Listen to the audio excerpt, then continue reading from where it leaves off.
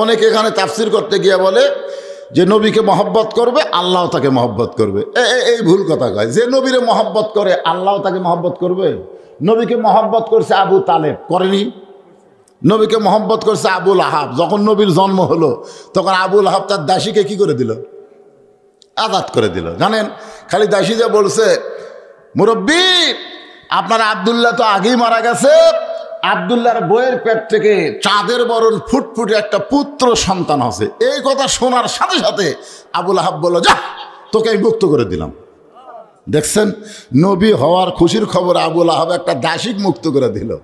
আবার সে আবুল আহাব সম্পর্কে আল্লাহ বললেন, তাব্বাত ইয়াদা আবি লাহাব, আবুল আহাবের হাত কি হোক, ধ্বংস হয়ে। যে হাত দেয় দাসী মুক্ত করছে, ওই হাত আবার ধ্বংস হওয়ার কারণ হলো নবীরে শুধু মহব্বত করলে হবে না, নবীকে ইত্তেবা করা লাগবে। জোরে কোন কথা ঠিক কি না? আবু তালেব নবীরে মহব্বত করছে, এত মহব্বত করছে নিজে না খাইয়াও নবীরে খাওয়াইছে। 2.5 বছর নবীকে মক্কার কাফেরেরা গৃহবন্দী করছিল। কি বন্দি? গৃহবন্দী বোঝেন? ঘরের মধ্যে বন্দি করে রাখছে, বাহিরের আলো বাতাস পানি একটাও নেওয়া যাবে না। তুমি যদি ওই আল্লাহর ধর্ম বাদ দিয়ে আমাকে বাপদাদার ধর্মতে আসা পারো, তাহলে আমাদের শাসি তুমি থাকবে। নবী বললেন, আমি আল্লাহকে ছেড়ে তোমাদের কাছে যাওয়ার পারবো না।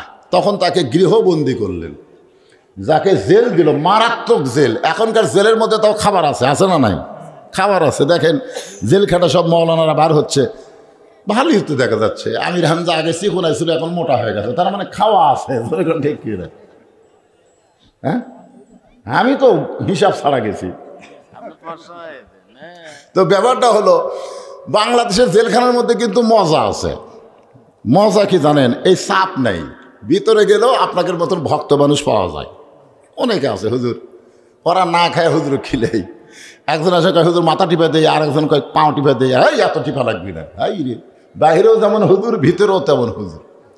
কিন্তু আল্লাহর নবীকে 2.5 বছর বন্ধ করলো, এইটা হলো কঠিন জেল। ওই জেলে আবু জেহেল আবুল আহাবকে বললেন, তুমি তো আমাকে দলের লোক, তুমি আমাকে সাথে থাকো।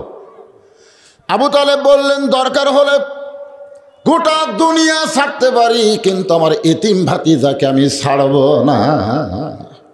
এখন বলেন মহব্বত কম না বেশি? তারপরেও কি জান্নাতি? আরে এখানে বোঝা গেল নবীর শুধু ভালোবাসি ভালোবাসি মহব্বত করি।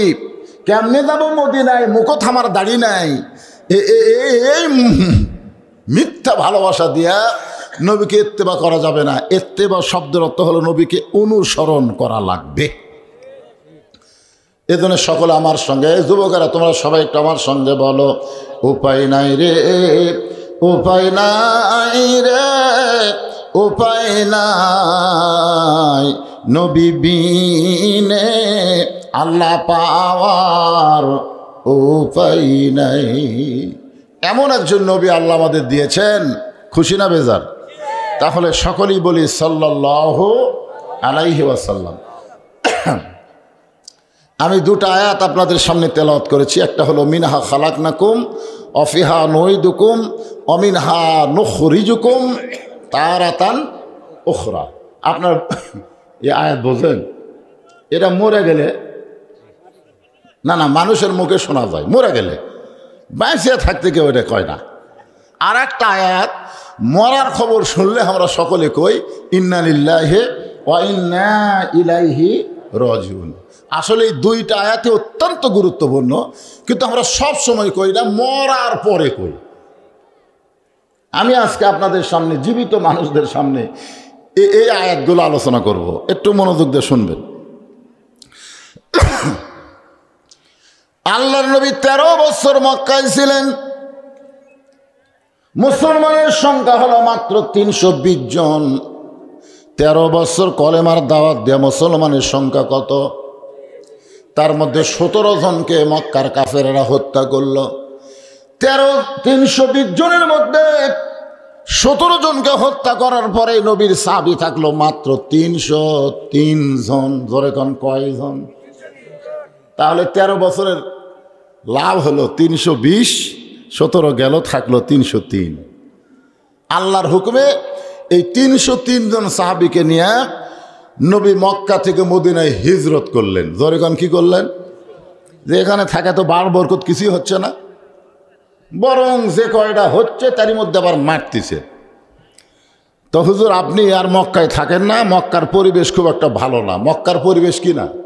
খুব একটা ভালো না, আপনি হিজরত করেন। আল্লাহর হুকুমে নবী কিন্তু মক্কা থেকে মদিনায় গেছে, কিন্তু বাংলাদেশের একজন লেখক উনি মরে গেছে, এখন আল্লাহর ঠিকানা কি করবে আল্লাহ ভালো জানে। নাম হলো হুমায়ুন আহমদ। নাম কি? হুমায়ুন আহমদ। উনি পোকামাকড়ের ঘর বসতি একটা বই লিখছে, উপন্যাস। সেই উপন্যাসের মধ্যে উল্লেখ করেছেন আল্লাহর নবী বলে নাই, বলেছে মুসলমানের নবী। কার নবী? মুসলমানের নবী কাফেরদের ভয়ে মক্কা ছেড়ে মদিনায় পালায়ে গেলেন। আপনারা যারা নাউজুবিল্লাহ কবেন না, মনে হচ্ছে আপনারা হুমায়ুন আহমদের লোক। আপনারা বলেন তো আমাদের নবী খালি মুসলমানের নবী? হ্যাঁ, আল্লাহ কোরআনে বলেছেন ওমা আরসালনাকা ইল্লা রাহমাতাল লিল আলামিন। আল্লাহ হচ্ছে রব্বিল আলামিন, আর আমাদের নবী হচ্ছেন রহমাতুল্লিল আলামিন। তাফসীর কারকেরা ব্যাখ্যা করে বলেছেন যতটুকু এরিয়ার রব হলেন আল্লাহ, ততটুকু এরিয়ার রহমত হলেন মুহাম্মাদুর রাসূলুল্লাহ। আজকে ইসরায়েলের ইহুদিরা ফিলিস্তিনি মুসলমানকে হত্যা করতেছে না? আপনার বলেন তো নবী দুনিয়াতে আসার 5 বছর আগে, কয় বছর? 5 বছর আগে আব্রাহা বাদশাহ কাবা ঘর ধ্বংস করে বেড়াচ্ছিল। কাবা ঘর হস্তি বাহিনী লিয়া, কি লিয়া? হাতি লিয়া আইছিল কাবা ঘরে মিসমার করে দিবে, মাটির সাথে মিশা দিবে। সেটা কি নবী তখন আইছিল দুনিয়া? নবী আসার 5 বছর আগে। কিন্তু আল্লাহ তাআলা কি করলো? আবাবিল পাখি দিয়া হস্তি বাহিনীকে মাটির সাথে মিশা দিল। কোনো মানুষ লাগলো না, একটা পাখি। তয়রান আবাবিল। তয়রান মানে পাখি, আবাবিল মানে পাখির নাম। আচ্ছা, এখন বাইতুল মুকাদ্দাস এটাও তো আল্লাহর ঘর। কার ঘর? তাহলে ইহুদিরা সে বাইতুল মুকাদ্দাসের মধ্যে গিয়া পেশাব করতেছে, বাইতুল মুকাদ্দাসে জুতা পায়ে মুসলমান সেজদাতে গুলি করে মারতেছে, তো আল্লাহ কিছুই করতেছে না। তার মানে কি? আল্লাহ কিছু না করার কারণ হলো তাইফের ময়দানে আল্লাহর নবী দোয়া করে বলেছেন, আল্লাহ আমাকে যদি গোটা বিশ্বজগতে রহমত স্বরূপ প্রেরণ করেন, তাহলে আমার দোয়া হলো কিয়ামত পর্যন্ত যতগুলো মানুষ দুনিয়াতে আসবে আপনি তাদেরকে ধ্বংস করবেন না, বরং তাদেরকে হেদায়েতের সুযোগ দিবে। আল্লাহ কয় নবী গো, আপনার এই দোয়া কবুল করলে তো আসলেই বিপদ। যারা আপনাকে পাথর মারলো, আমি তাইফের পাহাড় তাদের মাথার উপর মাইরা তাদেরকে শূন্য বিশূন্য করব, আর আপনি বলতেছেন ধ্বংস না করে তাদেরকে কিয়ামত পর্যন্ত হেদায়েতের সুযোগ দিবেন। নবী কইল, আল্লাহ যদি আপনি আমাকে খুশি করবার চান তাহলে ধ্বংসের চাইতে হেদায়েত দেন। আজকে নবী এই দোয়ার কারণে ইসরায়েল ইহুদির বাচ্চারা বাঁচা যাচ্ছে। জোরে কোন কথা ঠিক কেন? এই দোয়ার কারণে। তাছাড়া আল্লাহর রাগ নাই। আব্রাহা বাদশাহ যেমন ধ্বংস করছে, এই শালা করে তেমন ধ্বংস করতো। কিন্তু ভাগ্য গুণে আমরা একটা নবী পাইছি ভাই, যেই নবী শুধু মুসলমানের নবী না, যেই নবীকে আল্লাহ গোটা বিশ্ব জগতের রহমত স্বরূপ প্রেরণ করেছেন। একটু মনোযোগ দিয়ে শুনবেন, সেই নবী আমাদের নবী, সেই নবীর নিয়ে হুমায়ুন আহমদ কইছে মুসলমানের নবী কাফের বেঈমানদের ভয়ে গভীর রাত্রে মক্কা ছেড়ে মদিনায় পালায়ে গেছে। আপনারা বলেন পালায়ে গেছে না হিজরত করেছে? হিজরত। এটা কি নিজের ইচ্ছায় না আল্লাহর ইচ্ছায়? তাহলে শয়তান নাম কি দেখছেন? হুমায়ুন আহমদ। নবীর এক নাম কিন্তু আহমদ, একটা হলো মোহাম্মদ, একটা হলো, দেখছেন ওর নামের শেষে আহমদ লেখা। আমাদের নবীর নামে কত বড় বেয়াদবি করছে। 303 জন সাহাবী নিয়ে নবী মক্কা থেকে মদিনায় হিজরত করলেন। মদিনায় আসার পরে নবী মক্কার ইসলামকে মূলে রেখে ইসলামকে সাইজ করলেন। জোরে কোন কি করলেন? কারণ মক্কায় ছিল নবী ইমাম আর নেতা ছিল আবু জেহেল। মক্কায় নেতা ছিল আবু জেহেল আর ইমাম ছিল আল্লাহর নবী। যেমন বাংলাদেশে ইমাম হলো ওয়ারাসাতুল আম্বিয়া আর নেতা হলো আবু জেহেলের গোষ্ঠী। ঠিক না? একই অবস্থা। তখন মক্কার অবস্থা আর এখন বাংলাদেশের অবস্থা একই। একটা জায়েদ খানের মতন লুচ্ছে ইমামদেরকে শালা কষে। ধরে কন কন এই শালা ইমামেরা। যদি আজকে আপনাকে এমপি কোনো মসজিদের ইমাম হতো তাহলে জায়েদ খান শালা বলবার পারতো? কথা কন না কেন? কেন পারতো না? কারণ প্রত্যেকটা এমপিরাই হলো খালি এমপি না, এই দুই উপজেলার মধ্যে সবচাইতে ভালো মডেল মসজিদের তারা খতিব ইমাম। তাহলে জায়েদের মতন লুচ্চা হুজুরদের গালি দিবার পারতো না। কথাটা কি আমার বুঝতে পারলেন? আমি একটু অ্যাঙ্গেলে মার দিয়ে দিলাম, আপনারা পরে বুঝালেন। অনেক কথা ডাইরেক্ট বলা যাবে না, অ্যাঙ্গেলে মারা লাগবে। যখন ঠিক কিনা পরে আপনারা বুঝবেন হুজুর কি কবর চাইছিল। তাহলে মক্কার নেতার নাম আবু জেহেল, ইমাম হলো আল্লাহর নবী। ইসলামের প্রসার হয় নাই। নবী মদিনাতে গিয়া আবু জেহেলের মতন মানুষকে আর নেতৃত্ব দিলেন না, বরং তিনি নেতা হইয়া মসজিদের ইমামতি করা শুরু করলে। মদিনার যায় নেতাকে আল্লাহর নবী, ইমামকে আল্লাহর নবী। আর মক্কাতে নেতা আবু জেহেল, ইমামকে। আজকে আমরা বাংলাদেশে বক্তারা যতই ওয়াজ করি এই হাফিজি মাদ্রাসার জন্য টাকা আদায় করা লাগবে। যতই ওয়াজ করি টাকা আদায় করা লাগবে, কারণ এই মাদ্রাসা চালাবার গেলে আপনাদের বাপ মা জান্নাত থুয়া টাকা লিয়া তারপরে চলার লাগবে। জোরে কর কথা ঠিক কি না? কিন্তু এই 90% মুসলমানের দেশে প্রাইমারির জন্য কোনো টাকা আদায় করা লাগবে না। কারণ আবু জেহেল মার্কা নিয়ে তারা জানে আমরাও শয়তানি শিক্ষার উপর টাকা ঢাল। এখন যদি কোরআনী শিক্ষার উপর টাকা দেওয়া হয় তাহলে আমাদের মতো আবু জেহেল শয়তানি আর দুনিয়াতে চলবে না। ধরে কোন কথা ঠিক কিনা? এই জন্য এই মাদ্রাসা করা লাগে ছায়া চিনতে। আমাকে হুজুর এর আগে যখন আইছিলেন তখন এরকম বিল্ডিং দেখছিলেন? আমি না বাবা, টিনের ঘর রে। এ দেখছেন এলাকার মানুষ এত দান করে, এ যে খালি কাগজটা বসে আছে মরদ। সুবহানাল্লাহ, আসলেই তাই। কলজা ভরা যায়। আপনাকে এলাকার সমস্ত বিপদ আপদ মুসিবত গজব এই মাদ্রাসার কারণে আল্লাহ দূর করে দিবে। ধরে কোন আমিন। এমনকি যারা মরে যায় কবরের মধ্যে আছে ওরা খালি উঠপার পারলে বুঝলেন আপনাকে গলাতে এসে চাপায় ধরে গালতে একটা সময় দিত। তোরা আর যা করিস বাবা, একটা মাদ্রাসা করছু রে, এই মাদ্রাসার উসিলায় আল্লাহ আমাকে কবর আযাব মাফ করে দিচ্ছে। ধরে কোন সুবহানাল্লাহ। ভাইজান, আল্লাহর নবী দীর্ঘ 8 বছরে মদিনায় রাষ্ট্র গঠন করলেন এবং হিজরি সালের 8ম বৎসরে হিজরতে যাওয়ার 8 বছর পরে, ধরে কোন কয় বছর?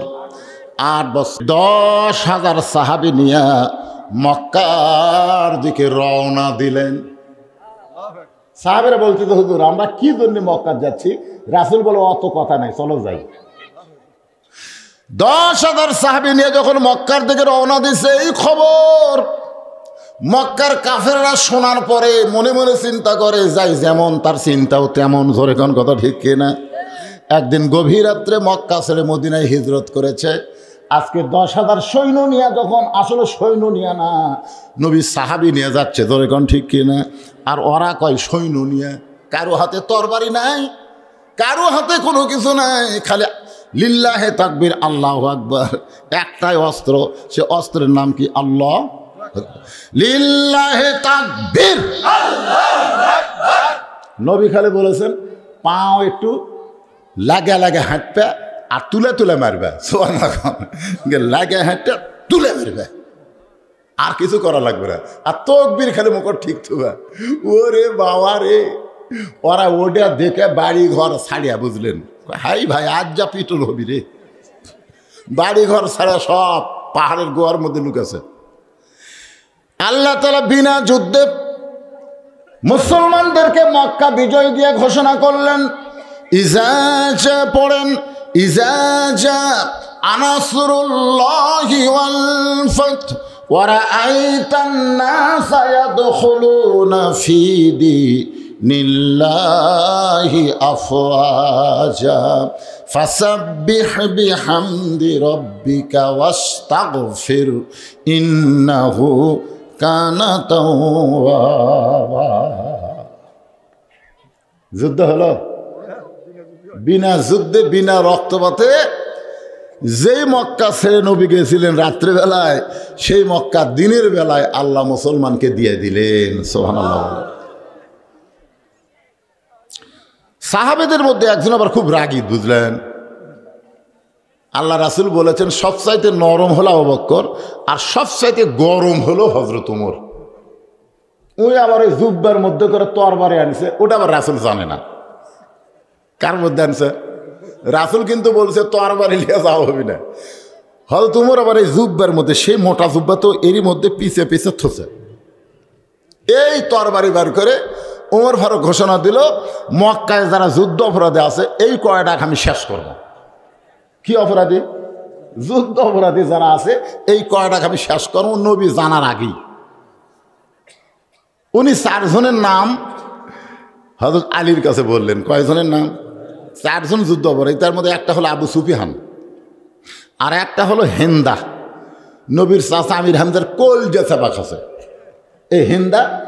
আর একটা হলো আবু জেহেলের বেটা, উহুদের যুদ্ধে যিনি সেনাপতি ছিল, তার নাম হলো একরামা।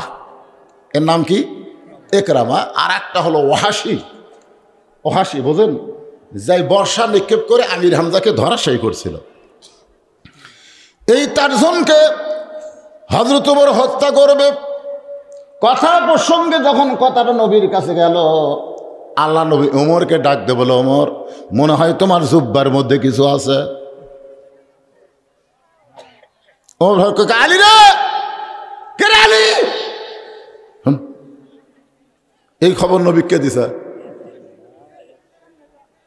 আলী বলতেছে, ভাই ওমর আপনি জানেন না, নবীর সাথে একজন ফেরেশতা থাকে সব সময় রে, খালি খোঁজ খবর দেওয়ার জন্য।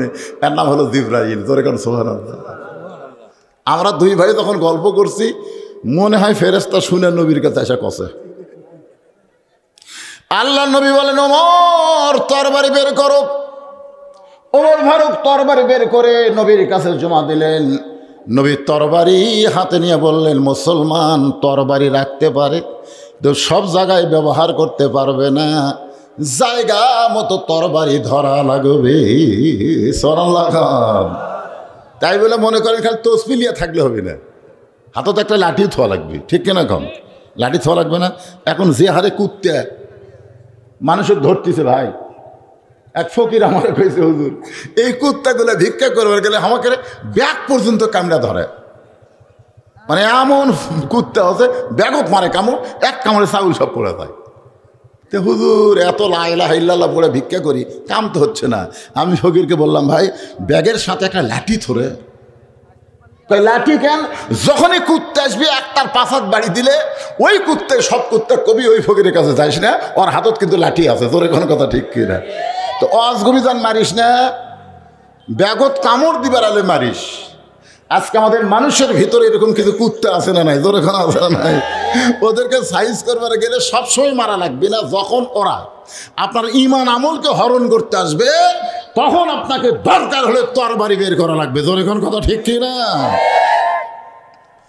আল্লাহ নবী বলেন, ওমর তুমি যাদেরকে হত্যা করার নিয়ত করেছো, এত বড় বিজয় আল্লাহ আমাকে দান করলো। এই বিজয়ের আনন্দে আমি নবী সবাইকে ক্ষমা করে দিলাম। সুবহানাল্লাহ। তাহলে একটা বিজয় মানুষের মন বড় করে না ছোট করে?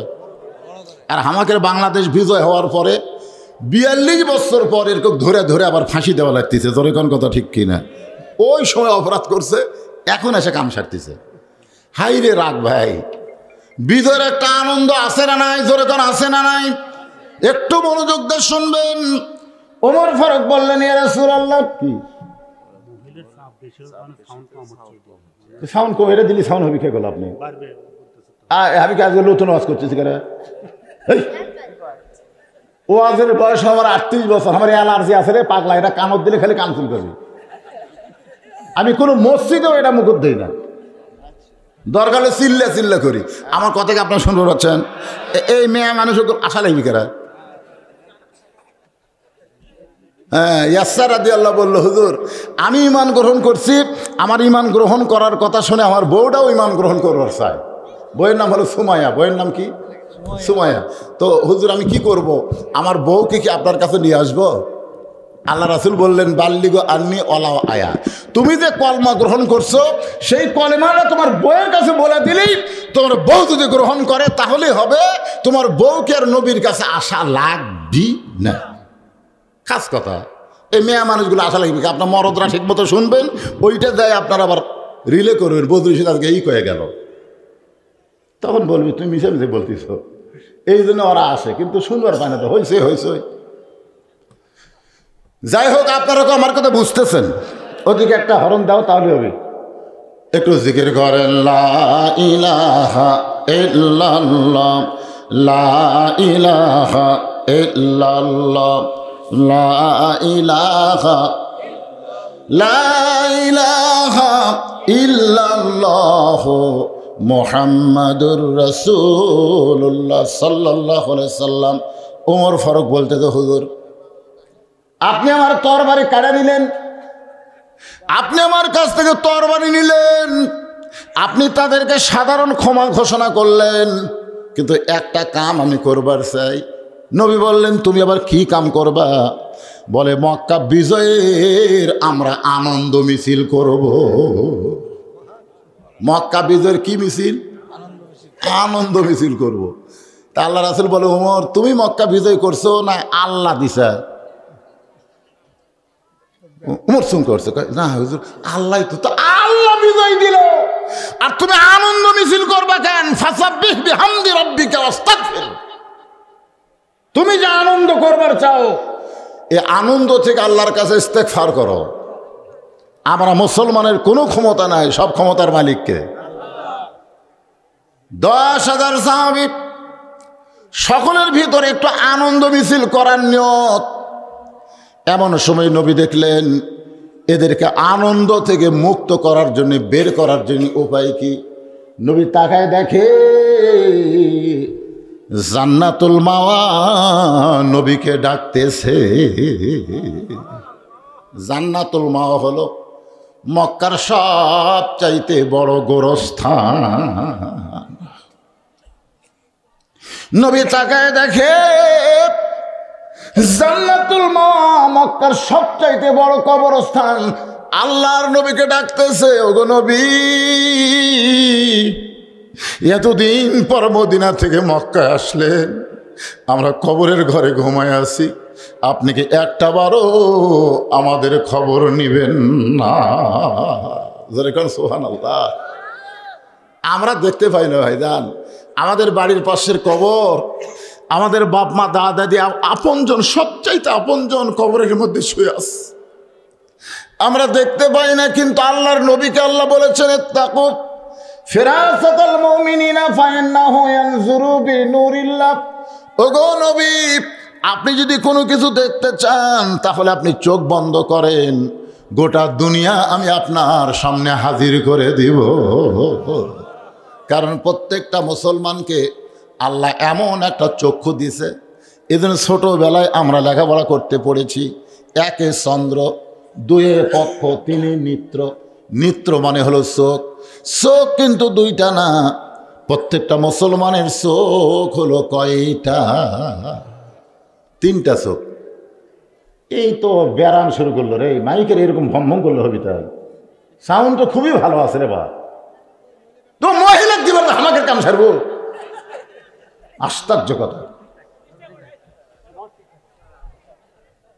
আপনারা কি আমার কথা ঠিক মতো শুনতে পাচ্ছেন? আলহামদুলিল্লাহ। কি এক ঝামেলা রে বা।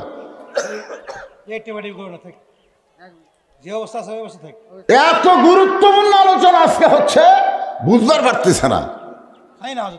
একটু মনোযোগ দিয়ে শুনবেন। তাহলে চোখ কয়টা? জোরে বলেন। আমাকে কয়টা? এই দুই চোখ দেখেই তখন এত সুন্দর বাড়ি রে, আরে যদি এইরকম একটা বাসা বানাবার পারতাম রে। আর তৃতীয় চোখ থাকলে দুনিয়ার বাড়ির দিকে কখনোই নজর যাইতো না। যে কোনো সময় আমাদের মৃত্যু হবে, মৃত্যুর পরে ওই বাড়ির খবর নেওয়ার বেশি চেষ্টা করতাম। জোরে কোন ঠিক কিনা?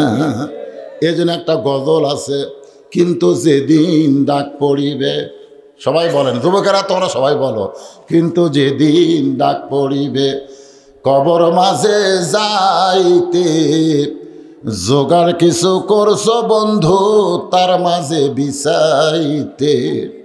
ডানে কবর বামে কবর, ডানে কবর বামে কবর, নিচে কবর আছে যে, ওপর দিকে চাইয়া দেখো বাঁশের ছাউনি দিছে কে। সবাই একটু সত্য কথাটা গুনগুন করে গানে বলেন।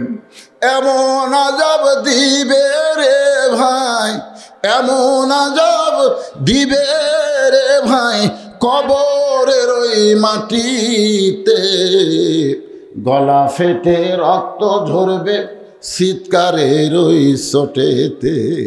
আল্লাহ নবী বললেন, রে আমার সাহাবীরা শোনো, এই দুনিয়ার সর্বশেষে যেই মানুষটা দুনিয়া থেকে কবরে যাবে, ওই মানুষটাকে দুনিয়ার হায়াতে 50,000 বছর থাকা লাগবে। নবী ঘুম থেকে চেতন পায়। নবী ঘুম থেকে চেতন পাওয়ার কারণ হলো খাদিজাতুল কুবরা নবীর হাতটা বুকের মধ্যে নিয়ে ফোঁপায় ফোঁপায় কান্দে। রাসূল বলে, খাদিজা আমি নবী ঘুমাই, আপনি এমন করে কান্দেন কেন? খাদিজা বলে, রাসূলুল্লাহ সর্বশেষে যে ব্যক্তি মারা যাবে তাকে যদি কবরের ঘরে 50,000 বছর থাকা লাগে, ও গো নবী, ওই অন্ধকার ঘরে আমি খাদিজা কেমনে থাকবো? ওই কবরকে নিয়ে চিন্তা করলে আমার চোখে আর ঘুম ধরে না। হুজুর, যেই কবরে কোনো সাথী নাই, যেই কবরে কোনো বাতি নাই, যেই কবরে কোনো বালিশ বিছানা নাই, অন্ধকার কবরে এত 1000 বছর কেমনে থাকবো গো নবী? সঙ্গে সঙ্গে নবী খাদিজাকে বুকের মধ্যে জড়িয়ে ধরে খাদিজার কপালে একটা চুমা দেয়, বলে, খাদিজা এমন করে কবর নিয়ে কান্দো না। ঈমান গ্রহণ করার পরে আল্লাহর সঙ্গে যদি তুমি সম্পর্ক করতে পারো, আল্লাহ তোমার অন্ধকার কবরকে জান্নাত বানায়া দিবে। মারাত্মক কথা। ঈমান গ্রহণ করার পরে, ঈমানের আগে আল্লাহর সঙ্গে কোনো সম্পর্ক করা যাবে না। আল্লাহর সঙ্গে সম্পর্ক করতে গেলে আগে ঈমান গ্রহণ করা লাগবে। জোরে কোন, কি গ্রহণ করা লাগবে? ঈমান গ্রহণ করা লাগবে। ইকরার বিল লিসান, তাসদিক বিল জানান, আমল বিল আরকান, এরই নাম হলো ঈমান। জবানে বলতে হবে আল্লাহ, জবানে বলতে হবে কি? লা ইলাহা ইল্লাল্লাহ। শুধু জবানে বললে হবে না, কলিজার মধ্যে জায়গা দেওয়া লাগবে। রে যুবকেরা, মনোযোগ দা শোনো, কলিজার মধ্যে শুধু জায়গা দিলে হবে না, আমল বিল আরকান, ওই আল্লাহর ঈমান অনুযায়ী আমল করা লাগবে। ও খাদিজা, যদ্দূর জানি, আমি নবী বলতেছি, আমি যদ্দূর জানি, ঈমান গ্রহণ করার পরে আপনি আল্লাহর সঙ্গে যে সম্পর্ক গড়ে তুলেছেন, আল্লাহ আপনার কবরকে জান্নাত বানায়া দিবে। আপনারা বলেন, কবর যদি জান্নাত হয় তখন 50,000 বছর কি আর 1,00,000 বছর কি? সমস্যা আছে? এখন সমস্যা আছে। ইমাম গাজ্জালি বলেছেন, প্রত্যেকটা মুমিনের কবর থেকে জান্নাত পর্যন্ত একটা রাস্তা হয়ে যাবে। জোরে করে সুবহানাল্লাহ। হয় তাকে জান্নাতে নিয়ে যাবে, না হয় জান্নাত আল্লাহ তার কবরে পাঠিয়ে দিবে। এই জন্য আমরা বলি জান্নাতের টুকরা। রাসূল তো 2টা গোরস্থান বানাইছে, একটা হলো জান্নাতুল বাকি আর একটা হলো জান্নাতুল মাওয়া। গোরস্থানের নামের আগে জান্নাত দিছে। জোরে কোন, কি দিছে? গোরস্থান তো গোরস্থান, এবার জান্নাত কি? জান্নাতুল বাকির মধ্যে যিনি ঘুমায় আছেন তিনি হলেন নবীর কলিজার টুকরা ফাতেমা, আর জান্নাতুল মাওয়ার মধ্যে যিনি শুয়ে আছেন তিনি হলেন নবীর দরদের বিবি খাদিজা, যিনি হলেন ফাতেমার মা। খাদিজা বললেন, এ রাসূলুল্লাহ, আপনার কথা আমার বিশ্বাস হয়, আমার কবরকে আল্লাহ জান্নাত বানাই দিবে, আপনার কথা আমার বিশ্বাস হয়। নবী বলেন, তাহলে কি কান্না বন্ধ হলো? খাদিজা বলে, হুজুর, আমার কান্না বন্ধ হবে, আর কোনোদিন আমি কবর নিয়ে কানবো না, যদি আমার তিনটা চাওয়া আপনি পুরা করতে পারেন। জোরে কান, কয়টা? 1 নম্বর চাওয়া হলো, সর্বপ্রথম কোরআনের আয়াত নাজিল হয়েছে ওই গাড়ি হীরার ভিতরে, ওই গাড়ি হীরার মধ্যে যেই জুব্বা নিয়ে আপনি 3 বছর সাধনা করলেন, আমি মরে যাওয়ার পর ওই জুব্বাটা যদি আমার কাফনের কাপড় বানায় দেন, তাহলে আর আমার কোনো টেনশন নাই। কারণ হুজুর, আমি জানি ওই জুব্বা আপনি এসে খুলে রাখছেন, আর কোনোদিন পরেন নাই। ওই জুব্বা পরা অবস্থায় জিবরাইল আপনাকে বারবার বলেছিল একরা একরা একরা, কিন্তু আপনি যখন পড়তে পারেন না, তখন জিবরাইল বলে, আল্লাহ যার ওপর আপনি কোরআন নাজিল করবেন সে তো পড়বারই পারে না, আমি তারে কেমনে পড়াবো? আল্লাহ কয়, জিবরাইল আমার দোস্তকে বুকের মধ্যে নিয়ে চাপ দে, আমি আল্লাহ আরশ থেকে তাওয়াজ্জু দিলাম।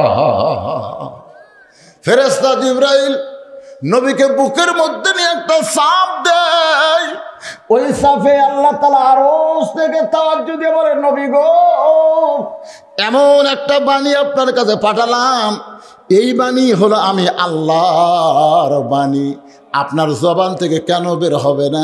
বিইসমি রব্বিকাল্লাযী খলাক, যে আল্লাহ আপনাকে সৃষ্টি করেছেন সে আল্লাহর নামে আপনি পড়ে। সুবহানাল্লাহ। খাদিজা বলে, রাসূলুল্লাহ, ওই জুব্বার কোনদিন আপনি পড়লেন না, আপনি যত্ন করে রাইখা দিয়েছেন, আমি মরে যাওয়ার পর ওই জুব্বাটা আমার কাফনের কাপড় হিসাবে দিবেন। আমার 2 নম্বর চাওয়া হলো, আমি মরে যাওয়ার পর আপনার পবিত্র হাত দিয়ে, হুজুর, আপনার পবিত্র হাত দিয়া আমার দেহখানা কবরের ঘরে নামায় দিবেন। ওগো নবী, কবরে মাটি দিয়ে সবাই যখন চলে আসবে, কবরে মাটি দিয়ে সবাই যখন চলে আসবে, ওই সময় 2টা ফেরেশতাকে আল্লাহ কবরে পাঠায় দিবে, 3টা প্রশ্ন করবে, আমি খাদিজার কি যোগ্যতা আছে গো নবী ওই 3টা প্রশ্নের উত্তর দিবার? ওগো নবী, ওয়াদা দেন, মুনকির নাকির যখন প্রশ্ন করবে আমার পক্ষ থেকে আপনি একটু উত্তর দিয়া দিবে। সঙ্গে সঙ্গে আল্লাহর নবী খাদিজার কপালে একটা চুমা দেয়, বলে, খাদিজা, ওয়াল্লাহে, ওই আল্লাহর শপথ করে বলতেছি, আমার আগে যদি আপনার মৃত্যু হয়, আপনার 3টা চাওয়াই আমি পুরা করব ইনশাআল্লাহ। মা খাদিজা দুনিয়া থেকে বিদায় নিলেন। আমার মায়েরা যারা পর্দার অন্তরে বসে আছেন, একটু মনোযোগ দিয়ে শুনবেন। খাদিজার পেট থেকে আল্লাহ নবীকে 4টা মেয়ে দিছেন। জোরে কোন, কয়টা? একটা মেয়ের নাম হলো জয়নাব, একটা মেয়ের নাম হলো কুলসুমা, একটা মেয়ের নাম হলো রোকেয়া, আর একটা মেয়ের নাম হলো, আমরা সকলেই জানি সম্মান সূচক নাম, সাইয়্যিদাতুন নিসায়ে আহলিল জান্নাহ ফাতেমাতুজ জোহরা রাদিয়াল্লাহু তাআলা আনহা। জোরে কান সুবহানাল্লাহ। নবী তাকে দেখে, নবীর 4টা মেয়ের মধ্যে 3টা মেয়ে কাঁদতেছে, কান্নার শব্দ শোনা যায়, কাঁদতেছে, চোখ দিয়ে পানিও পড়তেছে, আবার বিনাই কি করে শব্দ করতেছে। নবী নজর করে দেখে, নবী নজর করে দেখে 3টা মেয়েকে নবী চোখ দিয়ে দেখলেন, ওরা কাঁদতেছে, জবান খোলা শব্দ করতেছে।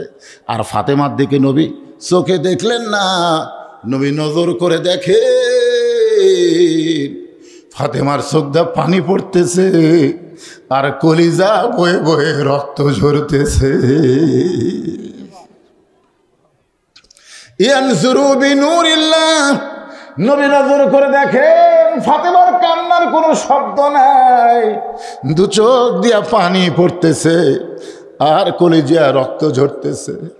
বারবার ফাতেমা বিড় বিড় করে বলতেছে, আমার দরদের মা মরে গেল, আমার বাবারে কে দেখাশোনা করবে? আমার বাবারে কে দেখাশোনা করবে? আমার মা যতদিন ছিল আমার বাবাকে নিয়ে আমাদের কোনো টেনশন হয় নাই, কিন্তু মা তো মরে গেল রে, আমার এতিম বাবারে কে দেখাশোনা করবে? কেউ মরে গেলে তার শূন্যস্থানে কে আসবে এটা চিন্তা করার দরকার আছে না নাই? দরকার আছে না নাই? 3 মেয়ের এই চিন্তা নাই। 3 মেয়ের চিন্তা হলো মা মরে গেছে, আরে মা নাই, কিন্তু ফাতেমার চিন্তা হলো আমার বাবাকে দেখাশোনা করবে কে?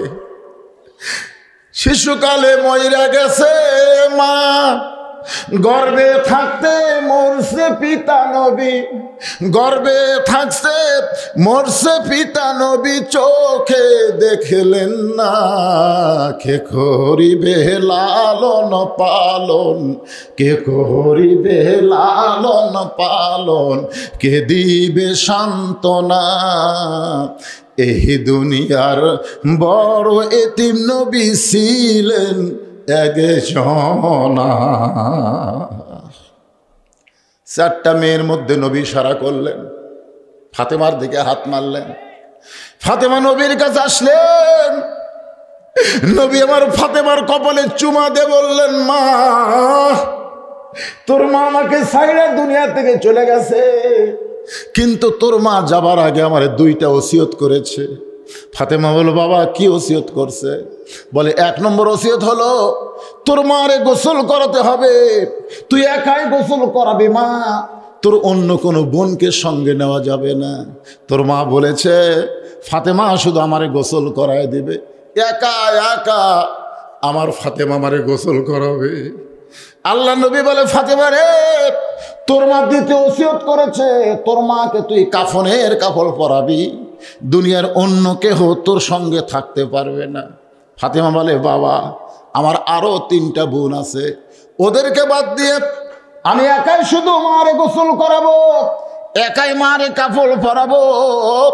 রাসূল বলে, ফাতেমা আমি তোরে চিনি না, তোর মা তোরে চিনেছে। সবসময় খাদিজা বলতো, কুলসুমা ওই পাড়াত বেড়াবার গেছে, জয়নাব বলে পাশের বাড়ির গেছে, রোকেয়া বলে ঘুম পাড়তিছে।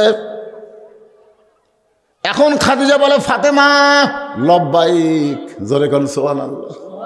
খাদিজা বলেন, আমি যখনই ফাতেমা চাইছি সঙ্গে সঙ্গে ফাতেমা লব্বাইক করে দাঁড়িয়ে গেছে। খাদিজা বলে, রাসূলুল্লাহ গভীর রাত্রে একদিন আমার ঘুম ভাঙে গেল, আমি আপনার কাছ থেকে চুপি চুপি ফাতেমার ঘরের দিকে গেলাম। ওগো নবী, যেদিকে ফাতেমার ঘরের একটা জানলার পাল্লা খোলা, ওই পাল্লা দিয়ে তাকায় দেখি ফাতেমার গোটা দেহ আল্লাহ নূরের চাদরে আবৃত করা হয়েছে। আমি আশ্চর্য হয়ে গেলাম, আমার মেয়েটাকে আল্লাহ এত ভালো কেন বাসেন? রাসূল বলে, খাদিজা তোমার মেয়েকে আল্লাহ ভালোবাসার কারণ হলো তোমার মেয়ে সাধারণ মেয়ে না, তোমার মেয়েকে আল্লাহ জান্নাতি নারীদের নেত্রী বানায়া দিবে। সেদিন থেকে খাদিজার বড় লোক, আমার মেয়ে যদি আমাকে গোসল করায় দেয়, আমার মেয়ে যদি কাফনের কাপড় পরায় দেয়, আপনারাও মরার আগে ওসিয়ত করবেন কোনো বেয়ানামাজ যেন আমার কবর খুঁড়তে না পারে, কোনো বেয়ানামাজি যেন আমার কাপড়ের কাপড় পরাবার না পারে, কোনো বেয়ানামাজ আমার যেন গোসল করাবার না পারে, কোনো বেয়ানামাজ আমার জানাজায় যেন হাজির না হয়। যদি জানাজায় মানুষ কম হয়, জোহরের পরে জানাজা হবে, সবাই জোহরের নামাজ পড়ে আপনার জানাজায় হাজির হয়েছে, অল্প মানুষের জানাজায় আল্লাহ পাক আপনাকে জান্নাত দিয়ে দিবে। কিন্তু জোহরের পরে জানাজা হবে, শালারা জোহর পড়েনি, ওরা জানাজাত হাজির হবে। আপনারা বলেন তো, যারা জোহর বাদ দিয়ে জানাজায় হাজির হলো, এরকে রেজাল্ট কি? খালি খারাপ। লা সলাতা লা ঈমানা, যার নামাজ নাই তার ইমানই নাই। তার মানে আপনার জানাজায় একটা কাফের খারাপ আছে, কাফের, ডাহা কাফের। বাইরাল আব্দি আল কুফরি তর্ক সালাত, বান্দার কাফের মতো পৃথক করার জিনিসটার নামই হলো নামাজ। ও তুমি জানাজা পড়বে, তুমি ফরজ পড়বে না? কোনো বেয়ানামাজি, কোনো শালা বেয়ানামাজি এ গোরস্থানে যেন কবর খুলবার না পারে। আপনাদের গোরস্থানে কবর কারা খোঁড়ায়? এই বেলাল ভাই, যাক আলহামদুলিল্লাহ। যারা কবর খোঁড়ে এরা যেন বিড়ি সিগারেট ধরাবার না পারে, এদিকে খেয়াল থাকবেন আপনারা। কারণ বিড়ি সিগারেট হলো দুর্গন্ধ, ফেরেশতারা সহ্য করতে পারে না। আর আপনি মরার পর থেকে অসংখ্য ফেরেশতা গোরস্থানে ভিড় জমায়। জোরে খান সুবহানাল্লাহ। ভাই রে, আমরা দুনিয়াতে তাদেরকে কবর দিচ্ছি, আল্লাহর অসংখ্য ফেরেশতা আছে তাদের রূহটাকে জান্নাতে নিয়ে যাওয়ার জন্য পৃথিবী ব্যস্ত হয়ে যায়। জোরে খান সুবহানাল্লাহ। মা ফাতেমা নিজে গোসল করালেন। মা খাদিজা একা একা গোসল করাইয়া আল্লাহর নবীর কাছে দাঁড়ায় বললেন, বাবা মারে তো গোসল করালাম বাবা, এখন মাকে কাফনের কাপড় পরাতে হবে। সঙ্গে সঙ্গে আল্লাহর নবী ওই জুব্বাটা বের করে মা ফাতেমার হাতে, যে জুব্বা পরা অবস্থায় কোরআনের 5টা আয়াত নাজিল হয়েছে। জোরে কোন কয়টা? সর্বপ্রথম যেই জুব্বা পরা অবস্থায় ফেরেশতা জিবরাইল নবীকে বুকের মধ্যে চাপ দিল, যে জুব্বা পরা অবস্থায় আরশ থেকে আল্লাহ তাআলা নবীর উপরে তাওয়াজ্জু দিয়েছে, ওই জুব্বাটা বের করে ফাতেমার হাতে দিয়ে বললেন, মা এই জুব্বাটা তোমার মায়ের শরীরে কাফনের কাপড় পরায় দাও। ফাতেমা কান্দে। রাসূল বলে, ফাতেমা কান্দিস কেন? ফাতেমা বলে, বাবা আমি মায়ের মুখে গল্প শুনেছি, আমার মা যখন আপনাকে বিয়ে করছে তখন আমার মা ছিল মক্কার সব চাইতে ধনবতী, আর আপনি ছিলেন আমার মায়ের বাড়িতে রাখা। আমি মায়ের কাছে গল্প শুনছি, কারণ যে মেয়েটা সবসময় মায়ের কাছে থাকে ও মায়ের কিন্তু অনেক অজানা তথ্য জানে। জানে কি জানে না? আমার মা বলেছে আপনি মায়ের বাড়িতে রাখাল ছিলেন, আর আমার মা সবচাইতে ধনবতী রমণ ছিল।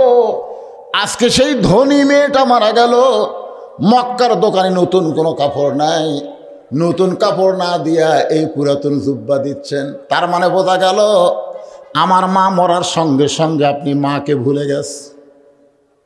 বাবা গো, একটু নতুন কাপড়ের কাপড় কি আমার মায়ের ভাগ্যে জুটবে না? আল্লাহ নবী কান্দের বলে, ফাতেমা রে, এই জুব্বা আমি তোর মাকে দেইনি মা, এই জুব্বা তোর মা আমার কাছে চেয়েছে। এই জুব্বা দুনিয়ার কোনো সাধারণ জুব্বা নয় রে ফাতেমা, এই জুব্বার সঙ্গে আল্লাহর কোরআনের সম্পর্ক রয়েছে। আপনারা বলেন, কোরআনের সম্পর্ক যার সঙ্গে থাকে তার দাম বাড়ে না কমে? এই সবাই বলা লাগবে, কোরআনের সম্পর্ক যার সাথে থাকে তার দাম। এই বাংলাদেশে যারা কোরআনের সঙ্গে সবচেয়ে বেশি সম্পর্ক করবার যায় তাদেরকে ধরে ধরে জেলে ঢুকাই। জোরে কোন কথা ঠিক কি না? যার সম্পর্ক কোরআনের সাথে যত বেশি তার আর বেড়া থাকার উপায়। আপনারা বলেন তো, বাংলাদেশে প্রত্যেকটা কথার পরে কত নম্বর আয়াত, কত নম্বর সূরা, কত নম্বর রুকু, এরকম নাম উল্লেখ করে করে যেই ইয়ং বক্তা ওয়াজ করতো তার নাম কি? কুড়ি গেছিল না না, সাইদি হুজুর কিন্তু পারা নম্বর, রুকু নম্বর এগুলো কয় না। হুজুর কোরআনের আয়াত সবচাইতে বেশি কয়, ঠিক কিনা বলেন? তো উনি কোথায় গেছিলেন? সাইদি হুজুর কোথায় গেছিলেন? তারপরে বোঝা গেল বাংলাদেশে কোরআনের সম্পর্ক যার যত বেশি তার বাইরে থাকার উপায় নাই, তার ভিতরে ঢোকা লাগতেছে। জোরে কোন ঠিক কিনা ভাই? আরে তাহলে আপনারা এখন কি করবেন? কোরআনের সাথে সম্পর্ক করবেন, বিপদ। দরকার নাই ভাই রে। আমার সামনে যারা বসে আছেন দিনের কাজ কাম বাদ দিয়া কোরআনের পাগল হয়ে কারা কারা আল্লাহর কোরআনের সঙ্গে সম্পর্ক করবেন, দুই হাত তুলে আমার আল্লাহকে দেখান। লিল্লাহি তাকবীর। হাত নামান। দরকার হলে জীবন দিব, কিন্তু আল্লাহর কোরআনকে বাংলার জমিনে ভুলণ্ঠিত হতে দিব। দরকার হলে জেলে যাব, ফাঁসির মঞ্চে যাব, কিন্তু আল্লাহর কোরআনের বিরুদ্ধে আমরা যাব না। রাজি আছেন? মুখের সাথে অন্তরে মিল হবি তো। আল্লাহ কোরআনে বলেছেন লিমা তাকুলু মা লা তাফালুন, তোমরা মুখে যা কও কাজে তা করো না, টাটকা মুনাফিক। যখন কি মুনাফিক?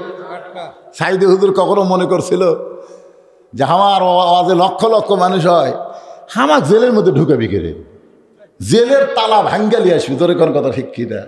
কিভাবে তাকে দুনিয়া থেকে যাওয়া লাগলো। আল্লামা সাইদি তুমি মরনি, শহীদ হয়েছ তুমি এটাই জানি। জোরে কোন কথা ঠিক কিনা? আসলে আল্লামা সাইদি কিন্তু মরে নাই, বরং তিনি শহীদ হয়ে গেছেন। এটা বাংলার প্রত্যেকটা মুসলমান জানে। জোরে কোন জানে কি জানে না? পৃথিবীর শুরু থেকে পৃথিবীর শেষ পর্যন্ত এত জানাজা একজন ব্যক্তির হয়, এটাই হলো আল্লামা সাইদি। পৃথিবীর যত মুসলিম কান্ট্রি আছে প্রত্যেকটা দেশে তার জানাজা আছে। কাবায় হসে, মদিনায় হসে। বাংলাদেশের এমন কোনো উপজেলা নাই যে উপজেলায় হুজুরের জানাজা হয়নি। কথা কন না কেন? কথা কন। তার এত দাম হওয়ার কারণ হলো 50টা বছর আল্লাহর কোরআনের হক তাফসির করছে। জোরে কোন ঠিক কিনা? তাহলে কোরআনের সঙ্গে সম্পর্ক করলে তার দাম বেশি না কম? আল্লাহর বান্দারা একই গাছের কাঠ দিয়ে 3টা জিনিস বানাইছে। একই গাছের কাঠ দিয়ে 3টা জিনিস বানাইছে। একটা হলো খাট, একটা হলো সোফা, আর একটা হলো রেহাল। এই কোরআন শরীফ তো হয়, এর নাম কি কোন আপনারা? এখন আপনারা বলেন তো, একই গাছের কাঠ দিয়েই তো বানাইছে। একই গাছের কাঠ, একটা হলো খাট, একটা সোফা, আর একটা রেহাল। আপনার সত্যি করে অন্তর থেকে বলেন, এই 3টার মধ্যে দাম বেশি কার? মানে কোরআন শরীফ লিবার গেছে, বুঝলেন? কোরআন শরীফ লিখছে, হঠাৎ ইনকে টান্দা লিতি রেহাল পড়েছে পায়ের ওপর। পড়ার সাথে সাথে রেহাল তুলে 3টা চুবা মারছে। ভাই হাই রে, ফেলে দিবার চাইনি ভাই রে, পড়ে গেছি রে। তুলে রেহাল কয় কে রে? খাট। আমার ও তো পাও দেয়নি রে, খালি পায়ের কাছে পড়েছি, তাই আমাকে 3 চুমা খেলো। তোর খবর কি? আমাকে খালি লাগতাই ভাই। এই সোফা, তোর খবর কি রে? কয় পাও তুলে বসে। একই গাছের মধ্যে আমরা 3 জন ছিলাম রে, আমাক খালি চুমা দেয় আর তোর খালি লাগতে। কারণ কি? সোফার খাট বলতেছে আমার সাথে, আমাদের সাথে হলো মানুষের সম্পর্ক, আর তোর সঙ্গে আল্লাহর কোরআনের সম্পর্ক। এই মাদ্রাসায় যারা লেখাপড়া করে, আপনারা বলেন তো এদের সম্পর্ক কার সাথে? আল্লাহর কোরআনের সাথে। যখন কার সাথে? আপনার যখন ঘুম পড়েন, এখন শীতের রাত্রে ফজরের নামাজের আযান অনেক মানুষের কানের মধ্যে ঢোকে না, কারণ শীতের মধ্যে জানলা দরজা খোলা না বন্ধ?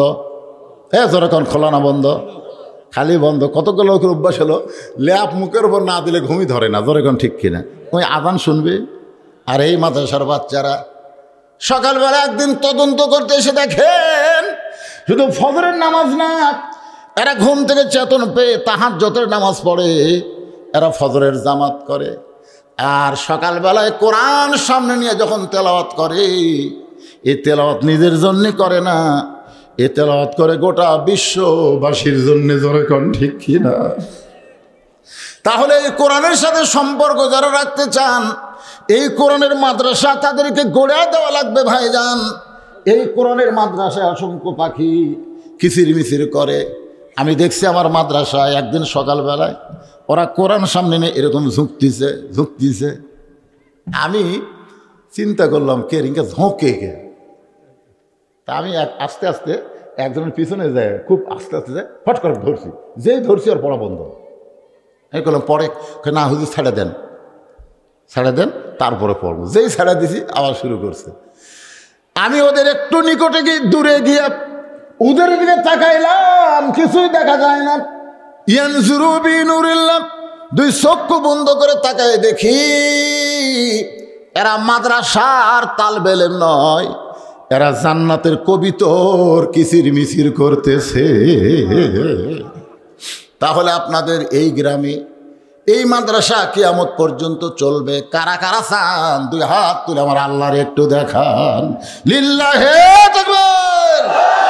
আল্লাহর কোরআনের সঙ্গে সম্পর্ক মাদ্রাসাকে টিকানোর জন্যে আপনাদের মধ্যে 10 জন আল্লাহর বান্দার কাছে 10 বস্তা চাউল চাই, এই কোরআনের পাখিগুলা খাবে। 10টা করে 1000 টাকা চাই। এমন কেউ যদি পারেন হুজুর এত দিবার পারবো না, না পারলে শেষে একটা কোরআন বাবদ 500 করে টাকা দান করবেন। আল্লাহর কোরআনের সঙ্গে আল্লাহ আপনাদের সম্পর্ক করে দিবে। আসেন কোন আল্লাহর বান্দা ওয়াজ শেষ করার আগে ভাইজান, আমি কিন্তু ওয়াজের মাঝখানে গিয়া এই কোরআনের সঙ্গে যারা সম্পর্ক হাত তুলে দেখাইছেন, এখন পকেটে যা আছে সেইটা দিয়ে আল্লাহর কোরআনের সঙ্গে সম্পর্ক হওয়ার জন্যে, সম্পৃক্ত হওয়ার জন্য সবাই দান করবেন। কত টাকা যুবকেরা নষ্ট করলা মোবাইলের পিছনে। আজকে তোমরা জান্নাতের জন্য একটু দান করো বাজান। অল্প সময়ের মধ্যে আমার মা বোনদের মধ্যেও আদায় হবে। আমার মায়েরা যদি আজকের আলোচনা শুনে থাকেন, মায়েরা টাকার বস্তা দিবে যান, মায়েদের কাছে নির্ভরযোগ্য ছাত্রদেরকে পাঠিয়ে দেন। আমার মায়েরা আল্লাহর রাস্তায় দান করবেন। যাদের বাপ মা কবরে গেছে, বাপ মার রুহের মাগফিরাতে এই গোরস্থানে তাদের কবরকে জান্নাত বানানোর জন্য কোন সন্তান পারেন হুজুর আমি মাদ্রাসায় 50 কেজি একটা চালের বস্তা দিব, 50 কেজি যদি না পারেন 25 কেজি চালের একটা বস্তা দিব। এরকম 10 জন বান্দাকে আমি চাইছি, আশারে মুবাশশারা 10 জন, আল্লাহ তাদের সঙ্গে যেন এদেরকে জান্নাত দিয়ে দেয়। এই বলেন না কেন, বলতে অসুবিধা কি? বলেন বলেন বলেন বলেন ভাই। টাকা পয়সা হাতের ময়লা, আজ আছে কাল নাই। মৃত্যুর ডাক দিলে খালি হাতে কবরে যাওয়া লাগবে। খালি হাতে কবরে যাওয়ার চাইতে মাদ্রাসার সঙ্গে কোরআনের সঙ্গে সম্পর্ক রাখার জন্যে হাত তোলেন। কয় স্যার? এই তো পাওয়া গেছে। লিল্লাহে তাকবীর। আমিনুল 50 কেজি চালের বস্তা ধরে কোন মারহাবা ভাই। এক বস্তা চাউল দেন না কেন ভাই?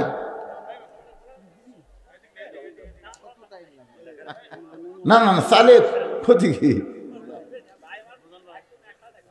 100 থেকে 1 বস্তা চাউল লেখুক দেন। এতিমেরা খাবে ভাই, কোরআনের পাখিরা খাবে রে। 1 বস্তা করে চাউল দেন।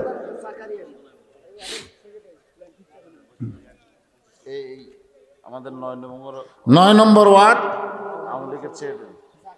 এই ওয়ার্ডের সাধারণ সম্পাদক, ওনার নাম লেখেনি, জাকারিয়া সাহেব 10,000 টাকা ধরে বলেন মারহাবা মাশাআল্লাহ। 10,000 টাকা দান করেছে। আল্লাহ জাকারিয়া একটা নবীর নাম, সে জাকারিয়া নবীর সঙ্গে আল্লাহ তুমি তার জান্নাত দিয়া দিও। 10,000 টাকা দান করে কোরআনের সঙ্গে সম্পর্ক রাখতে চায়, আল্লাহ তুমি কবুল করো। আল্লাহুম্মা আমিন। ভাইজান এই ওঠা বসা করবেন না, আবার ওয়াজ হবে ইনশাল্লাহ, কোনো টেনশন নাই। 5-7 মিনিট আদায় করে আবার ওয়াজের টানে চলে যাব। মা ফাতেমা কেবল জুব্বা নিয়ে দাঁড়ায় আছে। ডাক্তার মোহাম্মদ তাহের ব্যাপার সঙ্গে আল্লাহর কোরআনের সম্পর্ক আছে। মনে ভুলে গেছেন নাকি? একটু মনোযোগ দিয়ে শোনেন। এইরকম পরিবেশ দিলে তো ওয়াজ করা কঠিন, বোঝেন। এখন আদা আবাদ সাইড দেহ, এক সাইড দেহ, সামনে পরিষ্কার করেন। যে হারে আপনারা দান করতেছেন, টিনের ঘর দেখে গেলাম, সেটা একটা বিল্ডিং দেখতেছি হবেই। এরকম আল্লাহওয়ালারা, আমি তো আলহাজ বেলালউদ্দিন ভাইয়ের কাছ থেকে শুনছি, কমপক্ষে 1000 টাকা করে সদস্য হয় লাগবে। এই সদস্যই প্রায় 350 মতন। তারপরে তার উপরে যত বেশি দান করে করুক, অসুবিধা নেই, আলহামদুলিল্লাহ। তো এইরকম দানবীর আশেপাশে থাকলে মাদ্রাসা হবে, কি কোন মাসে হবে না? হবে। এবং যারা কবরে গেছে আপনারাও যাবেন, কি যাবেন না নাকি? যাওয়া লাগবে ভাইজান। অনেকে যাদেরকে আমি দেখছিলাম আজকে এখানে আসার পরে, তাদের মধ্যে অনেকেই দুনিয়াতে আর নাই। এইভাবে একদিন আপনিও থাকবেন না, আমিও থাকবো না, সবাইকে দুনিয়া ছেড়ে যেতে হবে। আপনারা সব সিলিবটিয়া করেন তো, সব সিলিপ দেখেন। হ্যাঁ, ওয়াজ করি। আল্লাহ রাসূল বললেন, ফাতেমা এই জুব্বা আমি দেইনি মা, তুমি মনে করতেছো তোমার মা মক্কার সবচাইতে ধনী রমণী ছিল, আজকে নতুন কাপড় না দিয়া পুরাতন কাপড়। আমার বাবা 18 সালে যখন মারা যায়, আমি আমার ওই এহরামের কাপড়, কিসের কাপড়, এহরামের কাপড় দিয়ে বাবাকে কাফনের কাপড় দিছি 18 সালে। কিন্তু এইবারে 23 সালে 25শে ডিসেম্বর আমার মা যখন মারা গেল, আমি এহরামের কাপড় দিব, কিন্তু আমার 3 ভাই ওরা কয় না, এই পুরাতন কাপড় হবে না। ওরা দিবার দিলই না। আমি কাপড় বের করলাম, না না বাপক তুই যা করছিস করছিস, এই পুরাতন কাপড় মাওক দেব। আপনারা বলেন তো, দুনিয়ার কোনো দোকানের কাপড় আর এহরামের কাপড় কম বেশি আছে না নাই? যে কাপড় পরে আরাফার ময়দানে, যে কাপড় পরে মিনা মুজদালিফা, যে কাপড় পরে শয়তানকে পাথর মারা, যে কাপড় পরে আল্লাহর ঘর তাওয়াফ করা, সুবহানাল্লাহ। কিন্তু একটা জেনারেল শিক্ষিত তো 2 কলেজের প্রফেসর, একটা প্রাইভেট হেডমাস্টার, ওরা মনে করলো পুরাতন দেবো।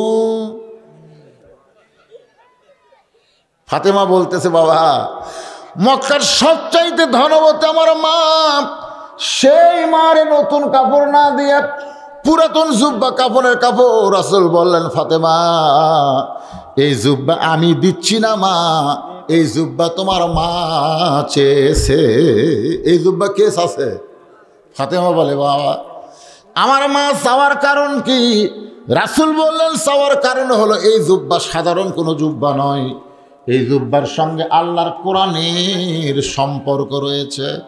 মা ফাতেমা জুব্বাখানা নিয়ে খাদিজাকে পরাবার যাচ্ছেন। এ ভাই একটু গুরুত্ব দিয়ে শোনেন, মা ফাতেমা জুব্বাখানা নিয়ে তার মাকে পরাতে যাচ্ছেন। আল্লাহর নবী পিছনে পিছনে হাঁটতেছেন, মেয়েটাকে সামনে দিয়ে নবী পিছনে পিছনে হাঁটতেছেন। অথচ আল্লাহর কোরআন বলেছে, নবী যখন হাঁটবে নবীর সামনে কেউ যেতে পারবে না। নবী যখন কথা বলবে নবীর মুখের ওপর কেউ কথা বলতে পারবে না। যেরকম ঠিক কিনা? অথচ সেই নবী ফাতেমার পিছনে পিছনে হাঁটতেছেন। ফাতেমা বলে, বাবা আপনি সামনে সামনে যাবেন, আমি পিছনে পিছনে হাঁটবো।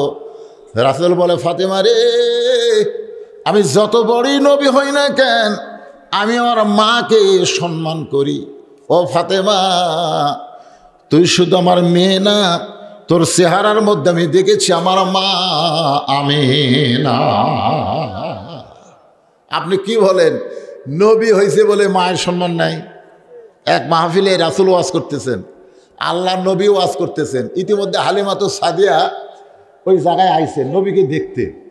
নবীকে দেখার জন্য হালিমাতু সাদিয়া উটের পিঠে চড়ে বসে আছেন। আল্লাহ রাসূল দূর থেকে দেখবার পাইছে কে উটের উপরে মহিলাটা কে। যাই হোক, একজনের মাধ্যমে খবর দিছে যে ওই যে বৃদ্ধ মহিলা উটের উপর বসে আছে, বৃদ্ধা মহিলা, ও আপনার সঙ্গে দেখা করবে। আল্লাহ রাসূল সাহাবীদের কাছে ওয়াজ করা বাদ দিয়ে ওই বৃদ্ধা মহিলাকে দেখা করতে গেলেন। বৃদ্ধা মহিলা বলতেছে, বাবা তুমি হয়তো আমাকে চিনতে পারবা না, আমি তোমার দুধ মা হালিমা। নবী বললেন, মা আপনি কি উটের পিঠ থেকে আমার সঙ্গে কথা বলবেন না জমিনে নামবেন? হালিমা বলল, বাবা আমি উটের পিঠ থেকে তোমার সঙ্গে কথা বলতে শরম পাচ্ছি, আমি একটু জমিনে নামতে চাই। যেই মাত্র হালিমা বলেছে জমিনে নামতে চাই, সঙ্গে সঙ্গে নবী এক টানে গায়ের চাদর খুলে উটের পায়ের সামনে বিছায়া দিলে। সাহাবীরা দূর থেকে তাকায় দেখে যার জুতার পরশে আল্লাহর আরশ ধন্য হয়ে যায়। লাইলাতুল মেরাজে নবী যখন জুতা খুলতে চাইছিলেন, আল্লাহ বলে, নবী গো, মুসা নবী তুর পর্বত আমার সঙ্গে দেখা করতে এসেছিল জুতা পায়ে দিয়া। আমি আল্লাহ বললাম, মুসা রে আমার সঙ্গে কথা বলবা, জুতা পায়ে দিয়ে চলবে না, তুমি খালি পায়ে আসো। আমি আল্লাহ বলতেছি, আমি আপনাকে জুতা খুলতে দিব না গো নবী, আমার আরশের চাইতে আপনার জুতার দাম বেশি। যেই নবীর জুতার পরশে আল্লাহর আরশ ধন্য হয়ে যায়, সেই নবীর চাদর পায়রা দিছে জমিনে। হালিমাতু সাদিয়া উটের পিঠ থেকে নামতেছে, চাদর উপরে পাও দিবে, এমন সময় 1 নম্বর সাহাবী আর থাকতে পারে না, দৌড়ে এসে চাদর টান দিয়া ওই জায়গায় শুয়ে পড়েছে।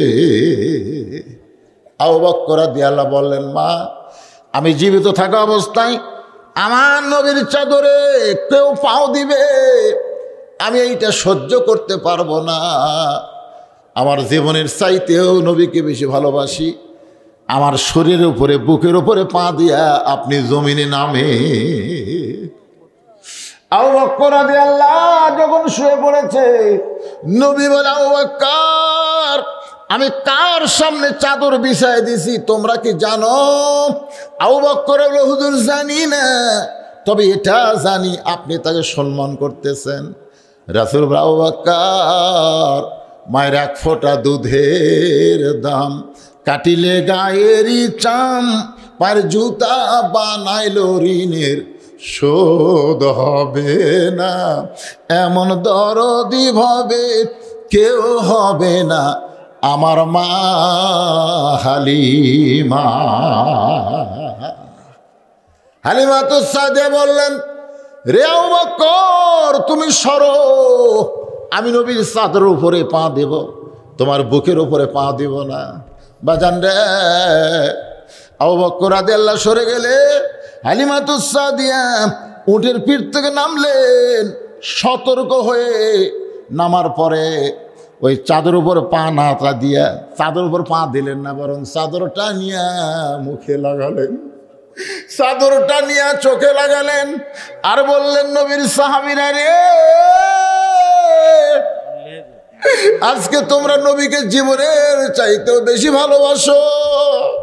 তোমরা যখন ছিলে না, তোমরা যখন দুনিয়াতে কেউ নবীর সাহাবী ছিল না রে, আমি তখন থেকে আমার জীবনের চাইতেও বেশি ভালোবাসি। তোমরা কি কেউ জানো, আমিনার ঘর থেকে আমি যখন এই ছোট্ট মানুষটাকে বের করলাম, তখন তোমাদের নবী ছিল না রে।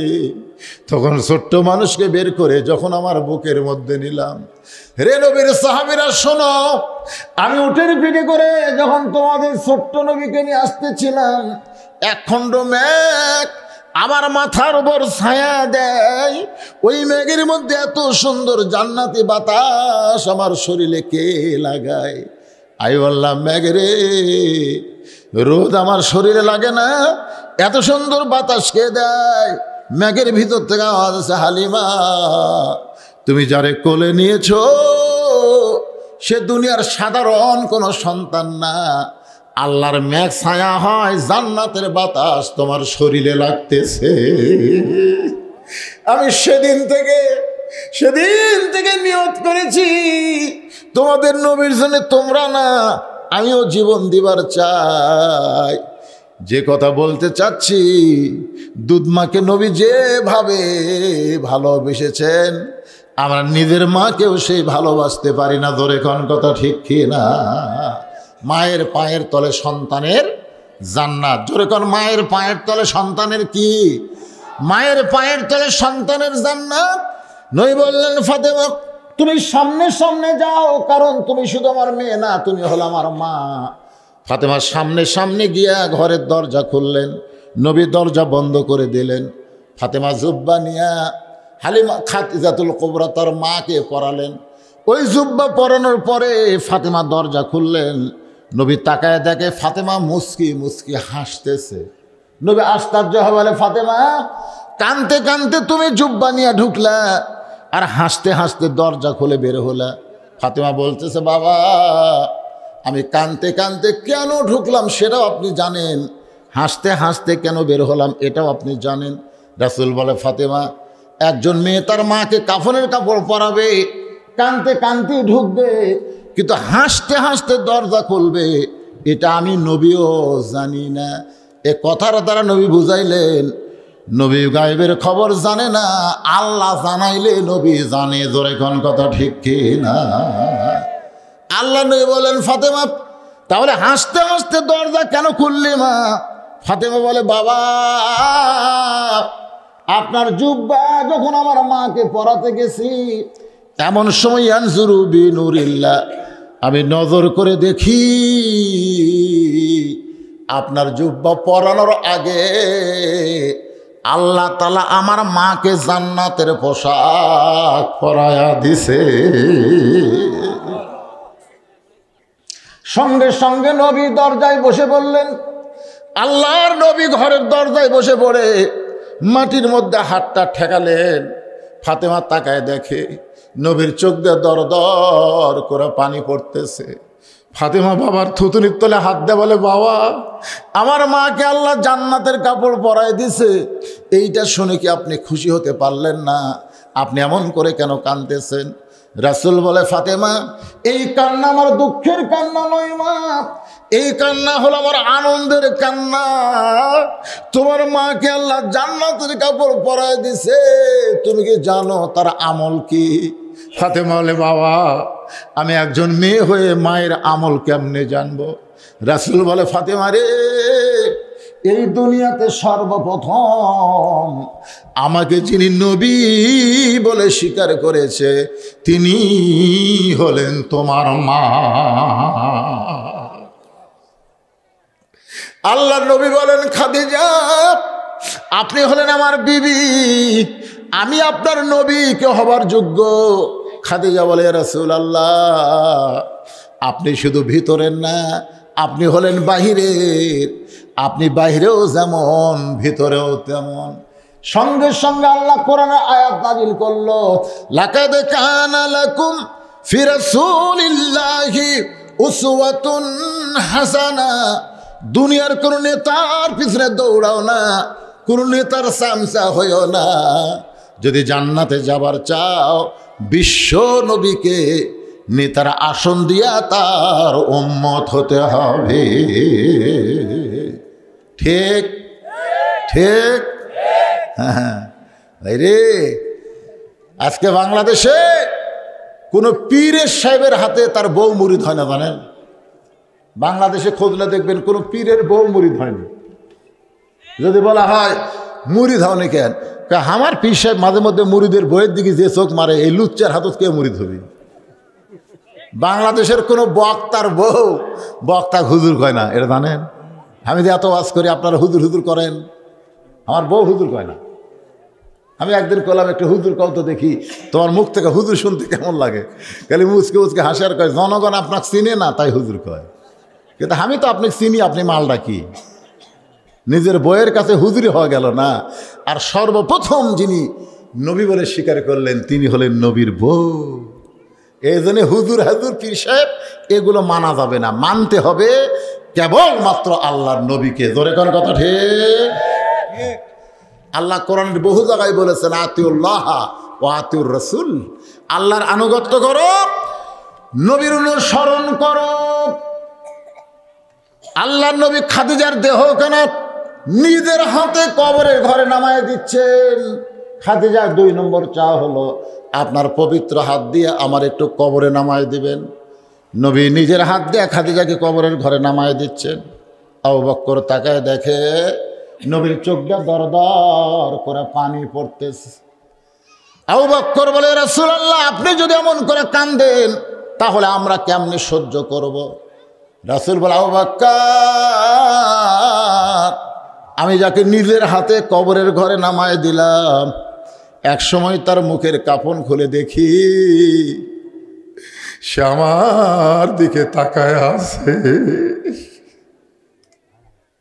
কেউ দেখে না। আবু বকর, আমি খাদিজা দুনিয়া থেকে বিদায় নেওয়ার পর যতবার খাদিজারে দেখতে গেছি ততবার দেখে আমার দিকে তাকায় আছে। কি যেন খাদিজা বলতে চাই, আমি চলে গেলাম, নবী গো, আর কে আপনার জন্য ঘরের দরজা খুলবে? আল্লাহর শপথ করে বলতেছি, আবু বকর, যত রাতেই আমি ফিরে আসি না কেন, কোনোদিন রাত 1টা বাজে, কোনোদিন 2টা বাজে, কোনোদিন রাত 3টা বাজে, কোনোদিন খাদিজা বলে আমাকে ডাক দেওয়া লাগেনি। আমি দরজা দাঁড়ালে খাদিজা দরজা খুলে দেয়। আমি একদিন বলেছিলাম, খাদিজা আপনি কি ঘুমান না? খাদিজা বলে, নবী গো, আপনি কলেমার দাওয়াত দিবেন ঘুরে ঘুরে মানুষের দরজায়, আর আমি খাদিজা ঘুমাবো এমন বউ আমি না। বরং আপনি যাওয়ার পর দরজার কাছে আমার নাকটা লাগায়া দাঁড়ায়া থাকি। আপনি হলেন মেশকাম্বর সুগন্ধ, আপনি যখন দরজার কাছে আসেন আমি তখন বুঝতে পারি আমার নবী এখন দরজার কাছে। আমি দরজা খুলে দিলাম। রাসূল বলে, খাদিজা তাহলে কি আপনি ঘুমাবেন না? খাদিজা বলে, হুজুর ওই দিন আপনাকে ছাড়া আমি একলা ঘুমাবো যেদিন আমার মৃত্যু হবে। আজকে আমার খাদিজা ঘুমাইছে, আর চেতন পাবে না। কবরে মাটি দেওয়ার পর সবাই যখন কবর ছেড়ে চলে গেছে, এমন সময় নবী আমার খাদিজার কবর ছাড়েন না। ঘন্টার পর ঘন্টা হয়ে যায়। নবী এক সময় বলে, আল্লাহ আমার খাদিজার কবরে কি আপনি মুনকির নাকির পাঠাবেন না? আল্লাহ বলে, হাবিব এই জন্য দাঁড়ায় আছেন? বলে, হুজুর খাদিজার জন্য আপনাকে দাঁড়ায় থাকতে হবে না, খাদিজার কবর আমি আল্লাহ মুনকির নাকির পাঠাবো না। আল্লাহ নবী বলে, আল্লাহ খাদিজার কবরে মুনকির নাকির কেন পাঠাবেন না? আল্লাহ বলে, দুনিয়া থেকে যে কবরের চিন্তা করে, দুনিয়া থেকে যে কবরের কথা মনে করে চোখের পানি দেয়, বিলাস বালিশ ভিজায় দেয়, তার কবরে মুনকির নাকির যাবে না। আমি আল্লাহ খুশি হয়ে খাদিজার পক্ষে উত্তর দিয়া দিলাম। আলা বিজিক্রুল্লাহ তাতমাইন্নুল কুলুব, তোমরা সাবধান হয়ে যাও, তোমাদের মনের মধ্যে প্রশান্তি হবে আল্লাহর জিকিরের দ্বারা। যেরকম সুবহানাল্লাহ। সব জিকিরের মধ্যে ভেজাল ঢুকছে, কিন্তু একটা জিকিরের মধ্যে কোনো ভেজাল নাই। বলেন তো সেই জিকির কি? সেই জিকির হলো ইন্না নাহনু নাজ্জালনা যিকরা ওয়া ইন্না লাহু লাহাফিজুন। আল্লাহ কোরআন পাক ইরশাদ করে বলেন, আমি কোরআনকে তোমাদের জন্য জিকির হিসাবে নাজিল করেছি, আর এই কোরআন হেফাজতের দায়িত্ব শুধুমাত্র আমি আল্লাহর হাতেই রেখে দিয়েছি। অন্য কেউ এই জিকিরের মধ্যে কোনো গোঁজামিল ঢুকাবার পারবে না।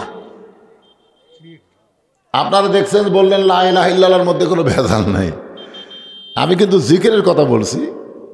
এ লা ইলাহা ইল্লাল্লাহ এখন ভেজাল হয়ে গেছে। কেউ বলে লা ইলাহা, আর এক দল কয় ইল্লাল্লাহ, এক দল কয় লা ইলাহা, আর এক দল কয় ইল্লাল্লাহ। আপনারা বলেন তো, লা ইলাহা যদি কেউ বলে লা ইলাহা লা ইলাহা লা ইলাহা, অর্থ কি?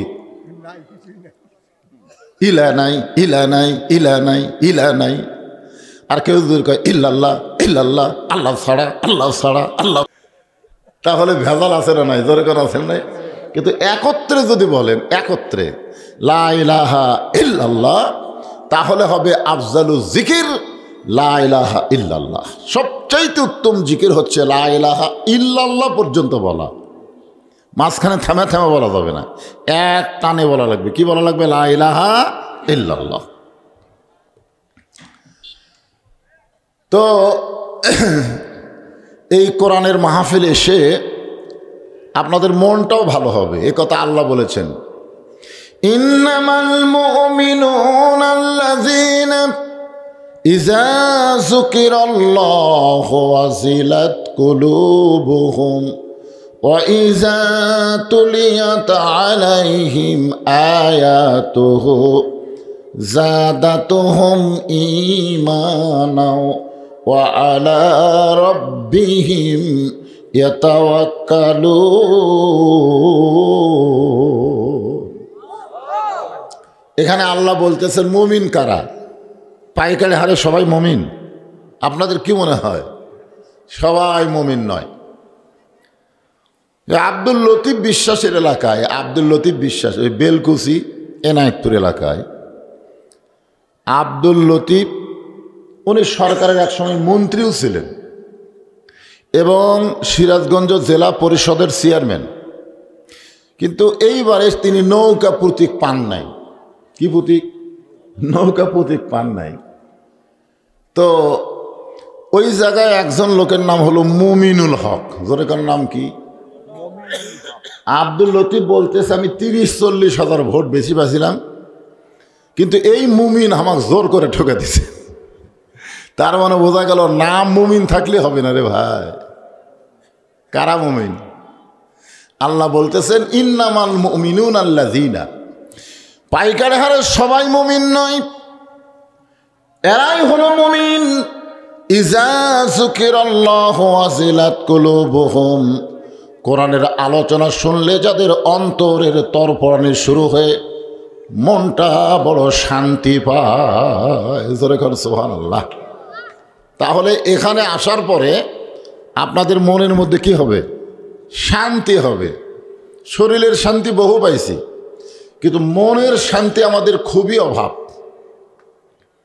যে আল্লাহ আমাদের শারীরিক এবং মানসিক সুস্থ রেখে আজকের এই জান্নাতের বাগানে কবুল করলেন, আপনারা কি খুশি না বেজার? তাহলে জবান করে সমস্বরে সকলে বলবো রব্বানা লাকাল হামদ হামদান কাসীরান তাইয়িবান মুবারাকান ফীহি। আমরা প্রশংসা কার করলাম? এই কারণেই করলাম যে আমাদের আল্লাহ ছাড়া আর কেউ নাই। আপনি যতই ক্ষণ, এনারা হয়তো দুনিয়াতে আছে, মরার পরে নাই। একটা গান যখন ছোটবেলা আমি শুনতাম, কি বলবো প্রসবের কথা, মা বিনে সেই ব্যথা কেউ তো বুঝিবে না। কি কোন গানটা শুনলে কি লাগে? মাজন ঠেকিয়া সন্তানের দায়, অকালে মা মারা যায়, কেন সে মায়ের ভক্তি করবা না? এমন দরদি, এই জায়গায় যদি বলতো এমন দরদি আখেরাতে কেউ হবে না। আখেরাতে কিন্তু কয়নি, এমন দরদি ভবে। ভবে মানে কি? দুনিয়ায়। মানে দুনিয়াতে আমাদের বহু দরদি আছে, কিন্তু মরার পরে একমাত্র আল্লাহ ছাড়া আমাদের কেউ, যারা নাই বলতেছেন না, তারা কিন্তু বিপদে পড়ে যাবেন। অনেক সময় শূন্যস্থান পুরা করা লাগে। আমি যখন বলবো আল্লাহ ছাড়া, আপনারা যদি বলেন কেউ নাই, তাহলে সাথে সাথে শূন্যস্থান পুরো হয়ে আপনারা জান্নাতে ঢুকে গেলেন। একটা কথা, বেশি কথা লাগে? জান্নাতে যাইতে কথা একটাই, জাহান্নামে যাইতেও কথা একটা। কেউ যদি বলে আল্লাহ বলে কেউ নাই, আপনারা বলেন তো তার ঠিকানা কোথায়? আর কেউ যদি বলে আল্লাহ ছাড়া কেউ নাই, তাহলে তার ঠিকানা হলো জান্নাতে। এখন আমরা জান্নাতে না জাহান্নামে যাব? কথা বলেন। ফেরেশতারা বলতেছে আল্লাহ, বক্তার সামনে যারা ওয়াজ করতেছে, ওয়াজ শুনতেছে, এদের চাইতে পাগলা কেউ নাই। তা আল্লাহ বলে কেন? বলে এরা জান্নাতও দেখেনি, জাহান্নামও দেখেনি, কিন্তু জাহান্নামে যাবার চায় না, জান্নাতে যাবার চায়। কারণ কি? আল্লাহ বলতেছেন এটাই হলো ঈমান, এটাই হলো ঈমান। আল্লাযীনা ইউমিনুনা বিল গায়ব, যে জান্নাত দেখে নাই, জাহান্নাম দেখে নাই, এরপরও জাহান্নামের ভয়ে জান্নাতকে যারা পাবার চায়, আমি আল্লাহ ঘোষণা করে দিলাম তোমরা সাক্ষী থাকো, ওরাই হলো জান্নাতি। ধরে কোন সুবহানাল্লাহ।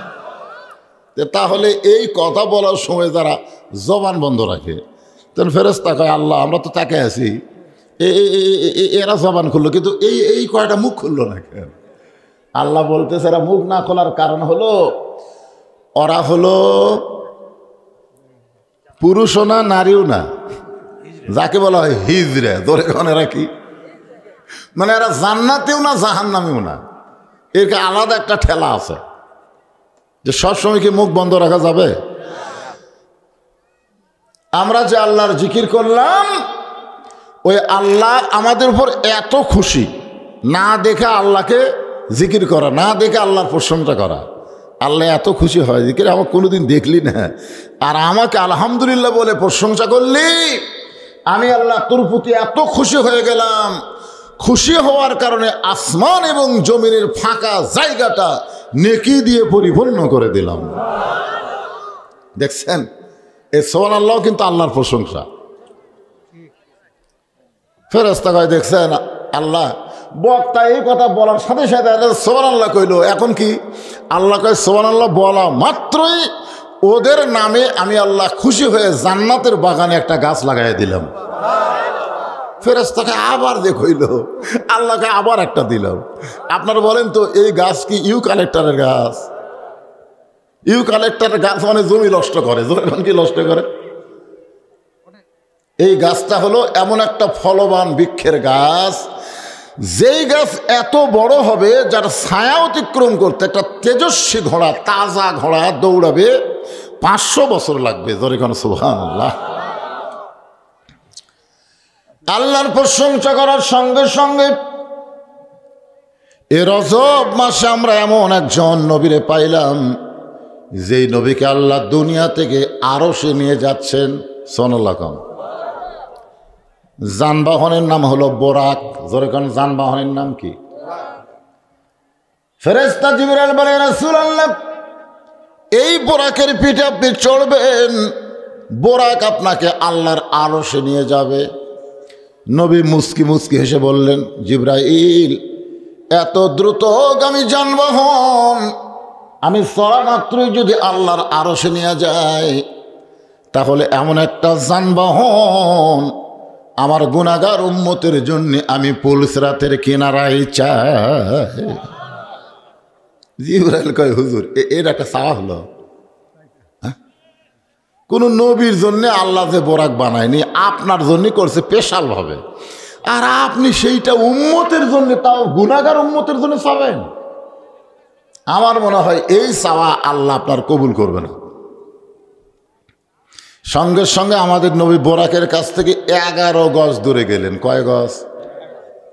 যেখানে বোরাক আছে 11 গজ দূরে গিয়ে বললেন, জিবরাইল ঠেকা আমার না, ঠেকা হলো তোমার আল্লাহর। আমি কোনোদিনও আল্লাহর আরশে যাবার চাইনি, আল্লাহ পাক আমাকে আরশে নিয়ে যাবার চাই, আমি যাবার চাইনি, আল্লাহ চাই। তো এখন চৌবাড়িয়ার লোকে করে ঠেকা বলছে, বদলু শিরকে দাওয়াত দিবি। ধরে কোন কথা ঠিক কিনা? ঠেকা কি আমার?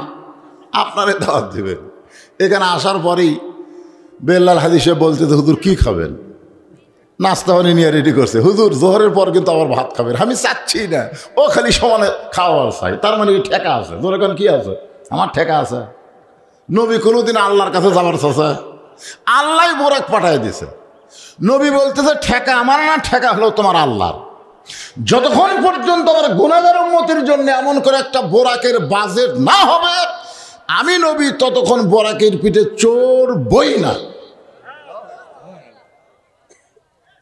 জিবরাইল বলে, আল্লাহ তোমার নবী যে খেপা খেপছে। আল্লাহ কা, জিবরাইল আমি যেমন নবীরে ভালোবাসি, নবী তেমন তার উম্মতকে ভালোবাসে। তাহলে আল্লাহ যেমন নবীরে ভালোবাসে, নবী তেমনই আমাদেরকে ভালোবাসে।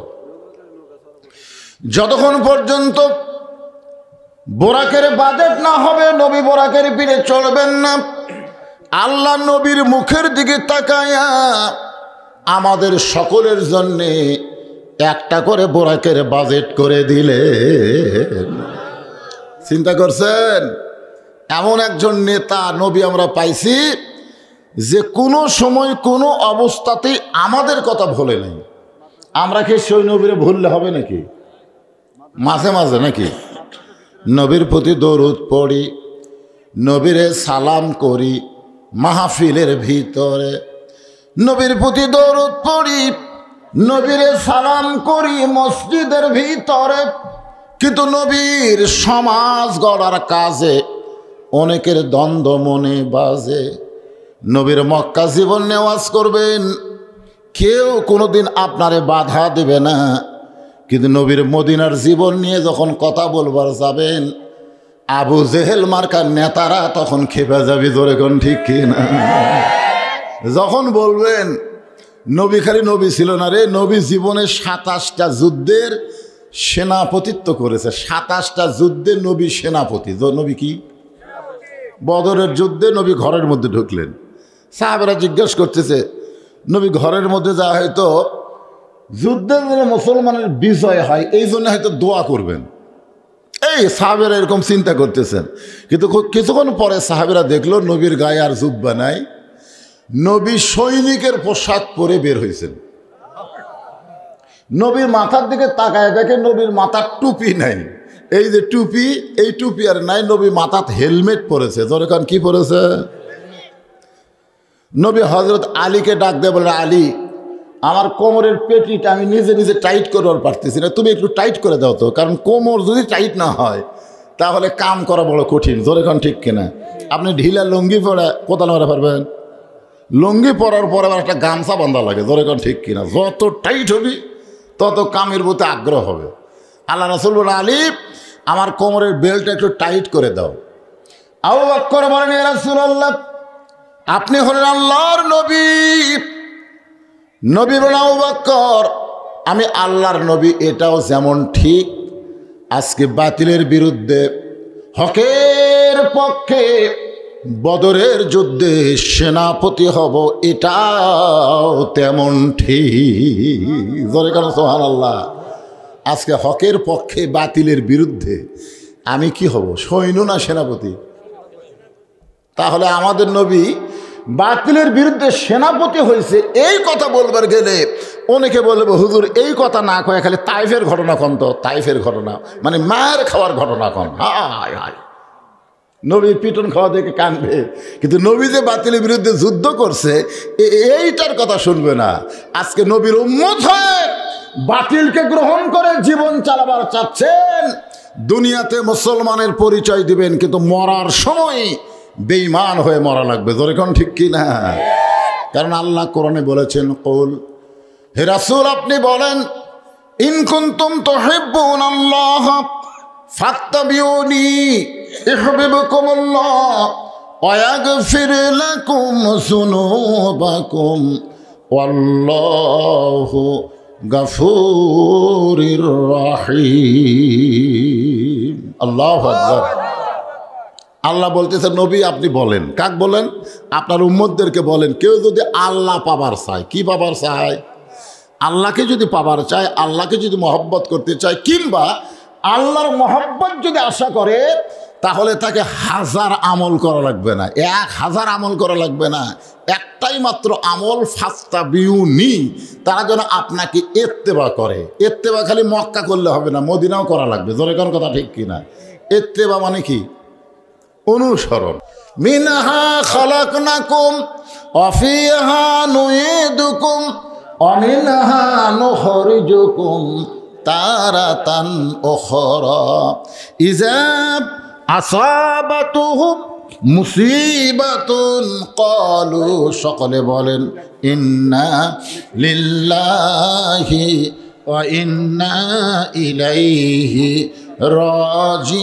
রাজিউন। আসলে ওয়াজ তো আমি করতেছি ভাই, কিন্তু কমিটির লোকের একটা চিন্তা যে মানুষ এত দান করে, তাদের জন্য একটা দোয়া না করলে, এরা খালি স্লিপ দিয়ে সেই হারে সাজাত হচ্ছে। আপনারা কি মনে করতেছেন আমি যদি মাইকে দানকারীর নাম না বলি আর এই কাগজে যদি লেখা পড়ে ওয়াসাল্লিম আল্লাহুম্মা আমিন আল্লাহুম্মা আনতাস সালাম আমিনকাস সালাম তাবারাকতা ইয়া যাল জালালি ওয়াল ইকরাম। আয় আল্লাহ তাআলা, দিনের বেলার সমস্ত কাজকামকে বাদ দিয়া আল্লাহ তোমার কোরআনের মহব্বত কলিজার মধ্যে নিয়া এই জান্নাতের বাগানে বসে বসে দীর্ঘ সময় ধরে আলোচনা শোনার শেষে আখেরি মোনাজাতে রহমতের দরজায় ফকির হয়ে দোকানা হাত তুলেছে। মেহেরবানি করে আজকের মাহফিল আমাদের সকলার হিদায়াতের জন্যে, নাজাতের জন্যে, জান্নাতের জন্যে কবুল করো। আল্লাহ তাআলা আজকের আলোচনার মধ্যে যদি কোনো ত্রুটি ভুল হয়ে যায় মাফ করে দিও। যে হাদিয়া মঞ্জুর করো সোনার মদিনায় নবী পাকের রওজা মোবারকে আল্লাহ তুমি কবুল করে নিও। तमाम अंबिया किराम, असहाब किराम, ताबिन किराम, तबा ताबिन किराम, तमाम पृथिवीर माटिर निचे যত মুমিন মুমিনা শুয়ে আছে আল্লাহ সকলের ওয়াফরে হাদিয়া কবুল করো। আল্লাহ চৌবাড়িয়ার গোরস্থানে যত মুর্দা শুয়ে আছে আল্লাহ সকলের কবরকে জান্নাতের টুকরা কবুল করে নাও। চৌবাড়িয়া মাদ্রাসাকে কিয়ামত পর্যন্ত কবুল করো। এই মাদ্রাসার জায়গা জমি দিয়া আজকে যারা দুনিয়া থেকে কবরে গেছে আল্লাহ মাদ্রাসার ওসিলায় সকলের কবরকে জান্নাতের টুকরা বানায়া দাও।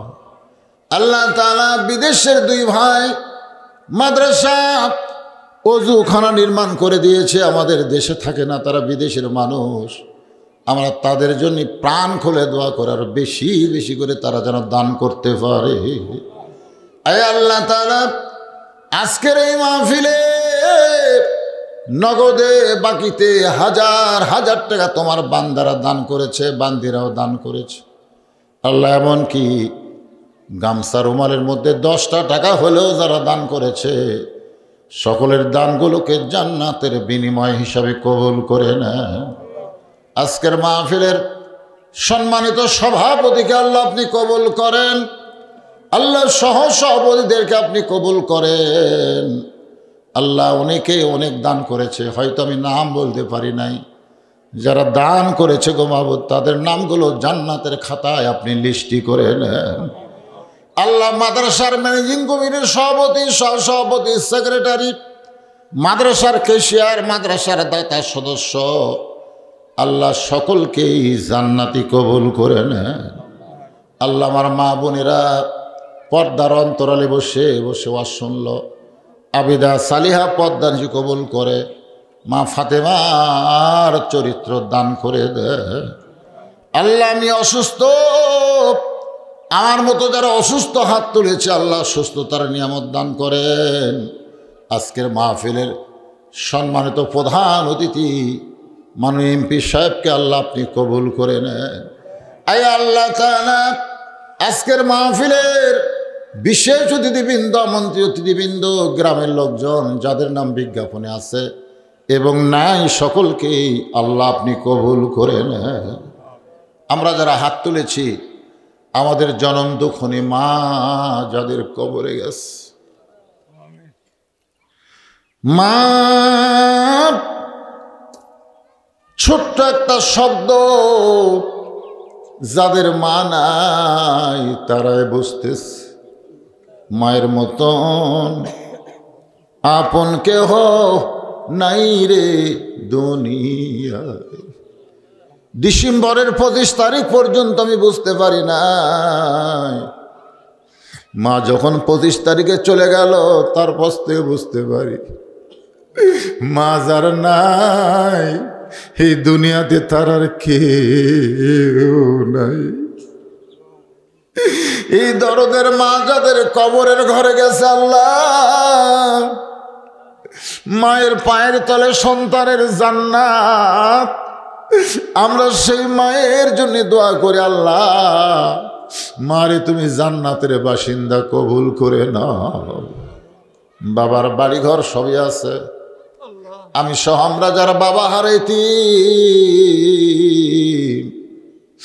বাবার কবরটাকে আল্লাহ জান্নাতের টুকরা বানিয়ে দাও। আল্লাহ,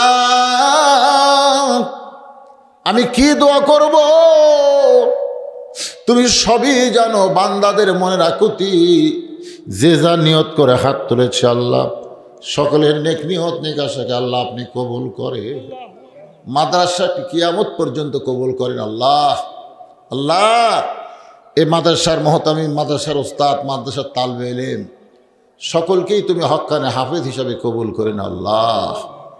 অত্র মাদ্রাসার ওসিলায় অত্র এলাকার সমস্ত গোরস্থানকে আল্লাহ মাফ করে দাও আল্লাহ। আল্লাহ, মাদ্রাসার ওসিলায় অত্র এলাকায় আসমানি বালা, জমিনের বালা থেকে এলাকাকে হেফাজত করো আল্লাহ। আল্লাহ, যেদিন আমরা কেউ থাকবো না দুনিয়ায় বাজান, আমরা কিন্তু সবাই মরে যাব বাবা। আল্লাহর কাছে আমরা সবাই আরাধনা করি, যেদিন আমাদের মৃত্যু হবে দিনটা যেন জুমার দিন হয়, মাসটা যেন রমজান মাস হয়, ইমানের সাথে ইজ্জতের সাথে এই দুনিয়া থেকে বিদায় নেওয়ার সময় আমাদের জবানে জারি করে দিও লা ইলাহা ইল্লাল্লাহু মুহাম্মাদুর রাসূলুল্লাহ সাল্লাল্লাহু আলাইহি সাল্লাম।